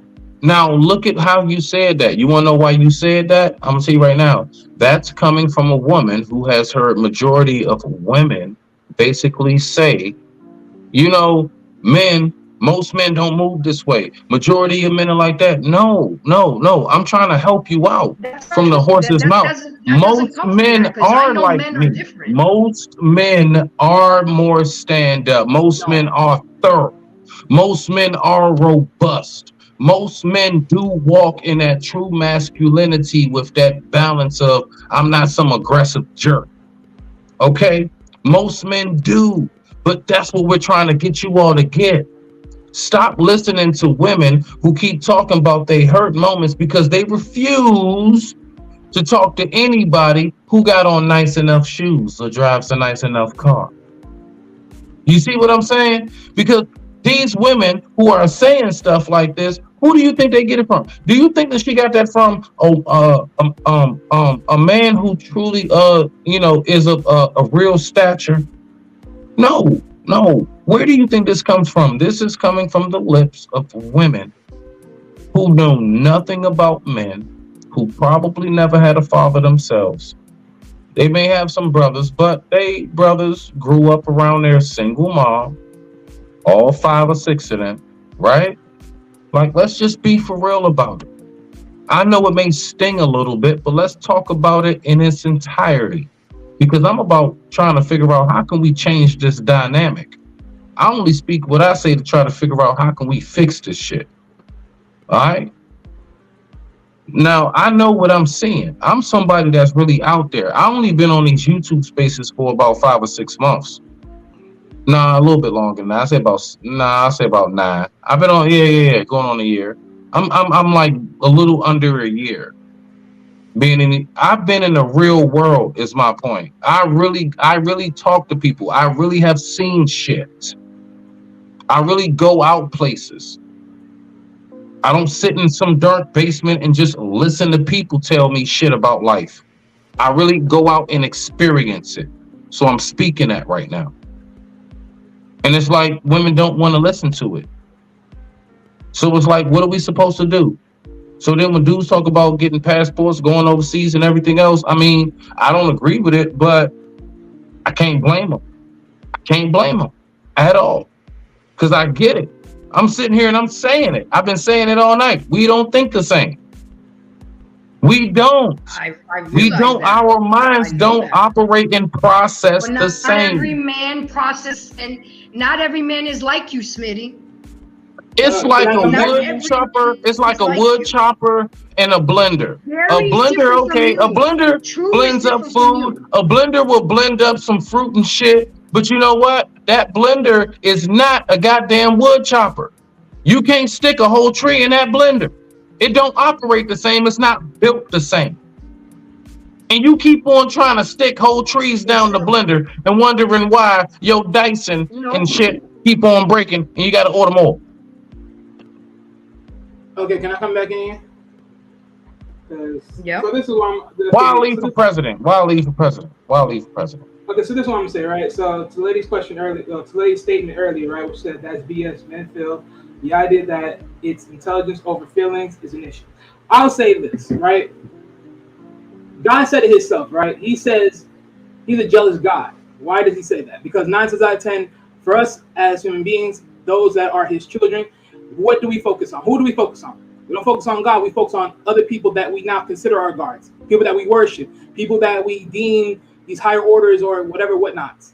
We look to them. We look to them every which way, shape, and form, right? Our whole lives. We don't look to him. But in reality, he feels some type of way about that. That's an emotional side. But the trigger is, here's the intelligence side.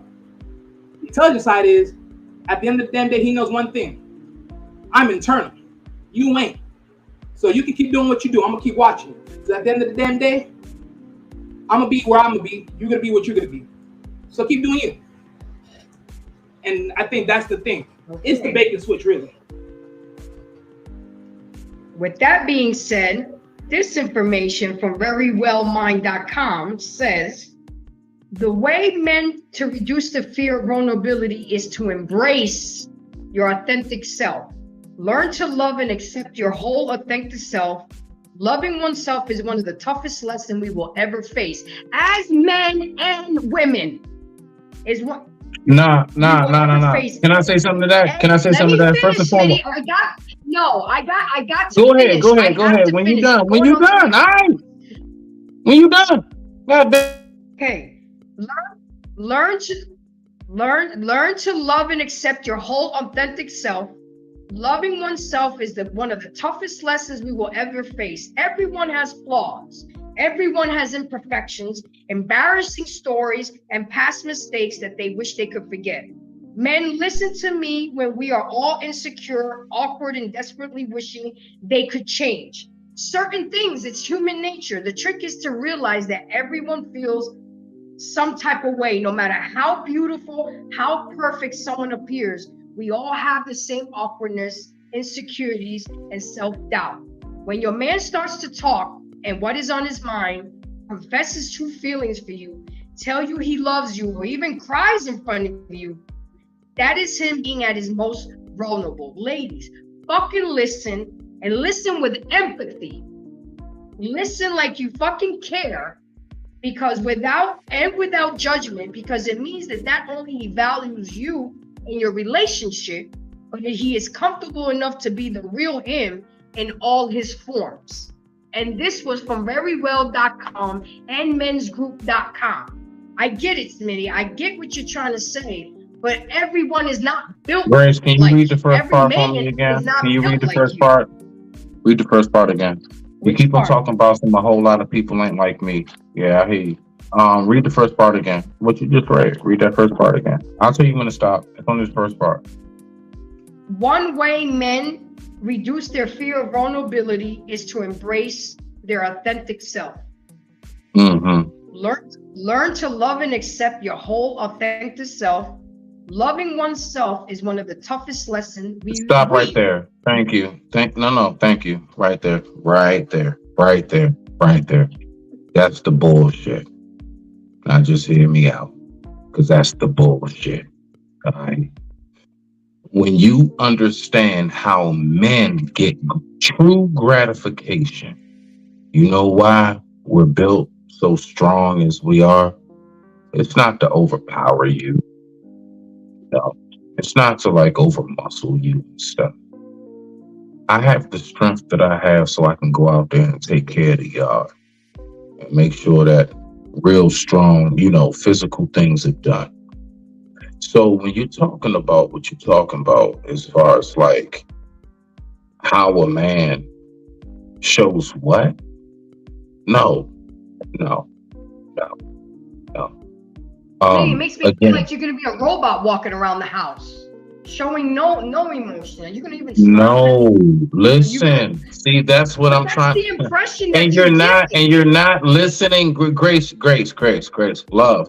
You have not been listening. Listen, I keep telling you, we do communicate.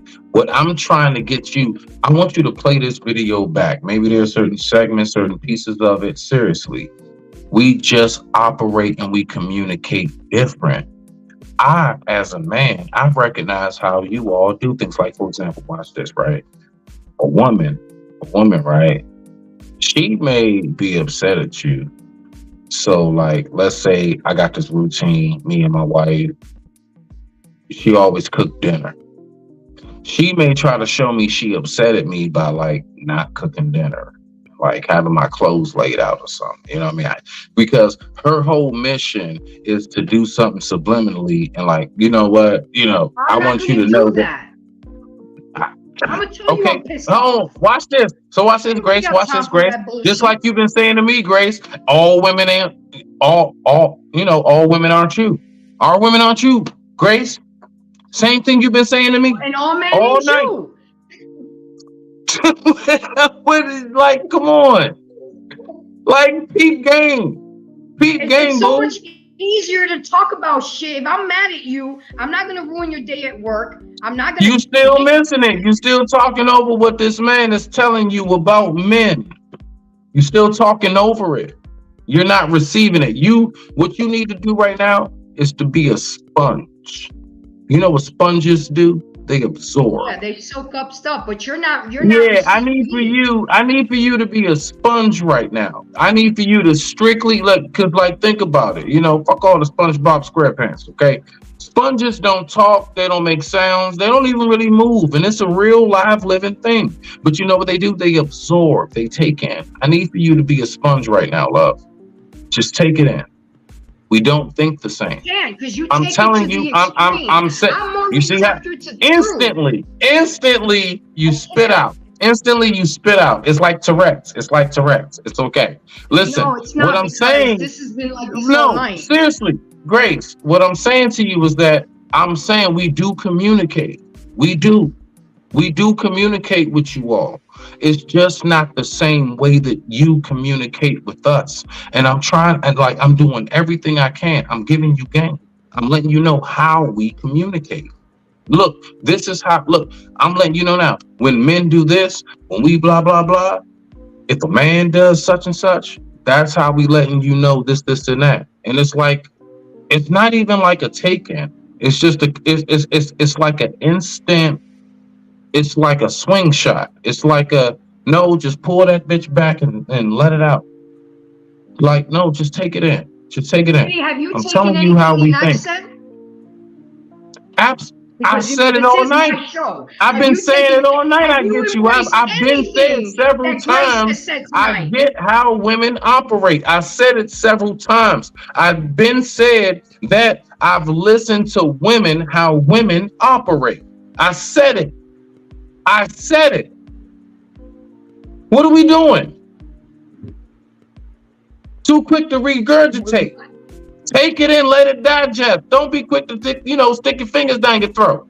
I can't be receptive to you because you're too to the extreme. I can be receptive to truth. All right, hold on, wait. Watch this. Grace. Do me a favor, love. I want you to do me a favor. I want you to tell me, pinpoint where have I been extreme? Go ahead, Gary. No.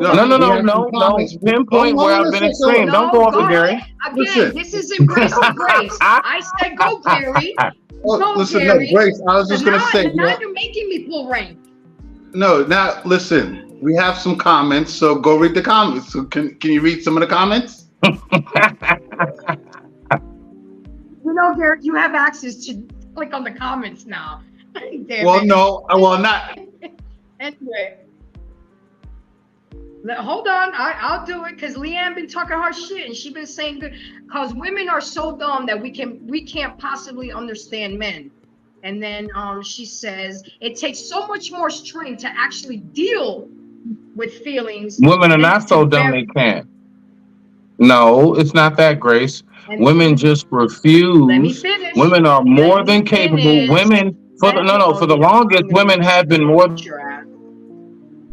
Women been more than capable of dealing with men. Oh Lord, come on, bro. Let's not do this.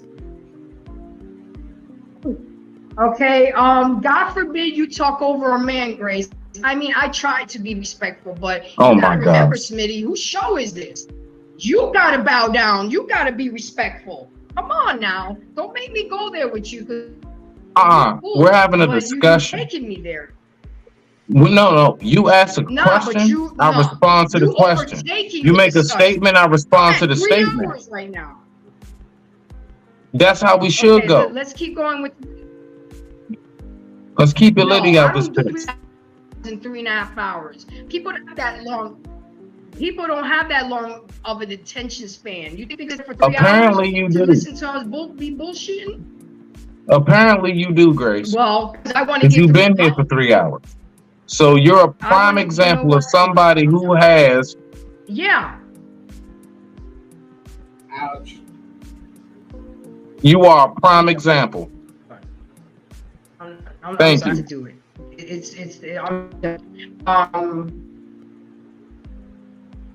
Let me see. Let me finish. I've never had to do that before, but I sometimes it's necessary. Shit, this is embrace the grace. And Leanne said, "Yet, sir, you have not taken in a damn thing." What? Oh, so what, man? So fuck that mean, man? So let me finish the comment. I swear to God, bro. Hold on. They're not popping up for me. Hold on, guys. And yet, sir, you have not taken in a damn thing. You are not dropping pearls, sir. Go, Gary. Blah, blah, blah, blah, blah. Then he says, her show, sir. We got to know when to fold. Yeah, Grace, you gotta get better in there too, bro. You gotta get better in there. Go ahead, Gary.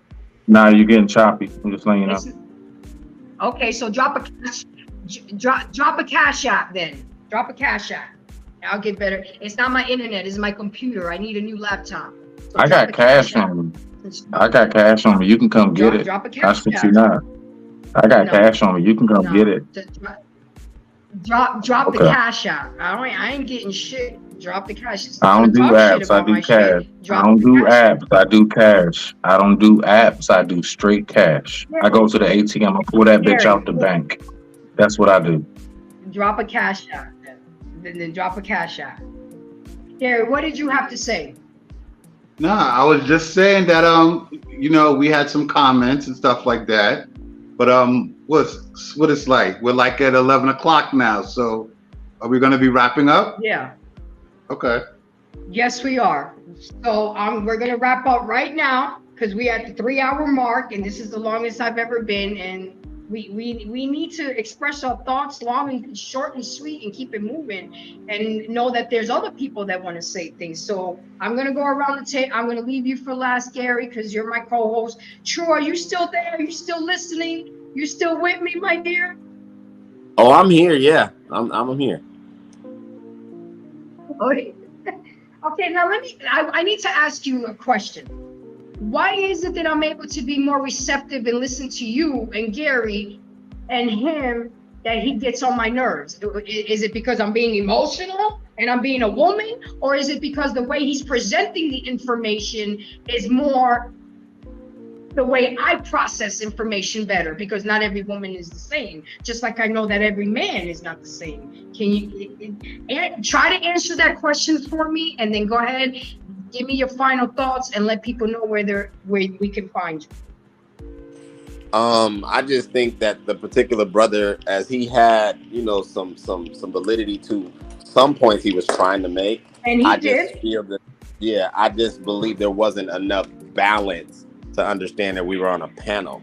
and the fact that, you know, you are the particular host of the show, there should have been more, in my opinion, respect for your position. So that's what I'll say to that. I just think that there's a rapport also. You know, I try my best to communicate from my standpoint, but also to leave room for an exchange. You know, I don't want to just hear myself talk. I think I do a decent job of delivering my thoughts, but I am very much more open-minded to being, my perspective being broadened. So I think that just for your character and what I've learned about you, I think you're just more receptive to that. That just speaks to your development. And, but thank you for having me. You know, it's been a great show. I think the topic is awesome. Thank you for coming. Yeah, no issue. Those who listening can find me at True Table, you know, TREU, TABLE, all media outlets, my YouTube channel. And yeah, Grace, anytime you need me, I'm here. Thank you. Thank you, and I appreciate it. Wally, you still there, my dear? Yeah, I'm still here. You there?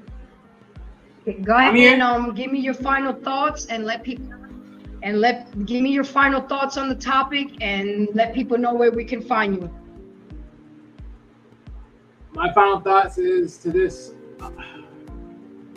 I mean, the chances of men ever extending their vulnerability will be a long stretch. Honestly, I look at it as this. Women will give their vulnerability almost instantly because it's like they're dropping the load off of them onto someone else. Whereas for men, which basically what True has said earlier, there's levels, and eventually that level will be when they're morally in older age. That, as far as for what I viewed and seen in my time. In my opinion, but overall, I just don't see it in the long stance of men being any more having open access to their vulnerability. Honestly, and where can we find you? It'll be in there. Where you can find me on the JJ Network. Okay, Gary, go ahead and descend this plane, please. So listen, this topic this evening, it was definitely a good topic. I think when it comes to Black men and being vulnerable, a couple of great points were made. I think with True, you know, he said something about you know, women having to earn, right? And there's levels, right? So because with Black men, like it's very sacred, right? Us opening up to a woman is very sacred. So, and if she violates that, that's like a betrayal, right? So, so she has to be one hell of a extremely special woman for him to feel that safe and comfortable to be vulnerable, right? And again, there's levels. So I think that needs to be, I think that needs to be understood. And clearly you can't do it with any type of woman.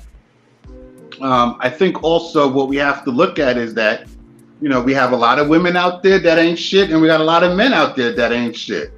Right? So we have to also look at, right. So we also have to look at that too. And look, and something that I say every week, and I think Grace also said too, communication, right? You have to have the communication, the understanding. You have to build the intimacy, right? And that takes time. And again, it goes back to a Black man getting to a point where he feels that close enough and that, if you will, safe with you, or that he could open up, right? So, and I think that, and I think I think a lot of Black women need to understand that. What happens is, or what has been happening is that women of other nationalities have been offering that to Black men, like that sort of safe space, right? The femininity, right?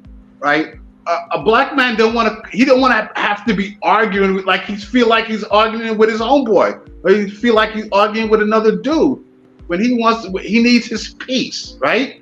And his woman is supposed to be his peace. And part of that piece is her, her femininity, right? You want to feel, comfortable in that, and that needs to happen. But a lot of these black women, they don't want to do that, or they don't feel like they need to do something like that. So you could find me on The Real Discussion every Friday night from 8 to 10 p.m. We're on Facebook Live, we're on YouTube, we're on all the streaming platforms. Follow us again on YouTube, on Boardwalk Global Media, Instagram on The Real Discussion, and Boardwalk Global Media, on Facebook, The Real Discussion, and also Boardwalk Global Media. And I have to say, Grace, I gotta let it out. See, tonight really sets the stage for our show next week, Monday, right? Yes, on what we're does. gonna talk about. I was just thinking about that. Absolutely. Right? No, and I'll just leave it there. Does. You could, and I'll hand it back to you. Okay. So guys, my final thoughts, because this show was really for the ladies, to show ladies how important it is to allow a man to give him a safe space. So ladies, remember this, and remember this well. Vulnerability isn't a weakness. It is the key that unlocks the door to genuine connection and emotional intimacy with your man in your relationship. And don't forget, to all my embracers, embrace the truth and embrace your truth. So I do want to end with saying this to all my embracers. My Monday night show will be moving now to Sunday nights starting June 4th. So I will be repeating that as much as I can. So don't forget, I will be moving from Monday to Sunday nights because my work schedule has changed. So please keep embracing me, bring others to embrace, and let's embrace each other. 2, I have a show tomorrow where I will be interviewing a true alpha male, and I will be nitpicking him and asking him questions, and we were gonna call, and then you best believe I'm gonna watch this damn show, and we're gonna compare and contrast to the interview that I'm gonna interview Mr. Hink tomorrow from the basement, and we're gonna see what an alpha male thinks like, which then nicely slides us into next Monday night show, where we're going to talk about the different types of alpha males and beta males, because a lot of women say they want an alpha male and want to date an alpha male, but then they end up with a whole different type of male. So we need to decipher how many different types of males. Not one male is one type. And that's all I was trying to get to Smitty. We got the Gary types, we got the True Table types, we got the Wally types, we got the Smitty types, but I'm sorry, I can't embrace the fact that every time you're not going to walk around and show me emotion. You're not going to show me this. You're not going to show me, you're going to walk around like a robot. You're not going to cry in front of me because your cousin died. I mean, come on, that's taking it to the extreme, and that's okay. I respect you, Smitty. I respect your position, but you got to respect mine too as well. So with that being said, I want to thank Gary, Smitty, True Table, Wally, and everybody in the comments. I appreciate it. This was one for the books because I got heated. Embrace got heated tonight, but that's okay because that means I got to go back like I practice what I preach. I got to go back and learn where I can do better and what I can do to change and become a better version of myself. So with that being said, guys, thank you for embracing me.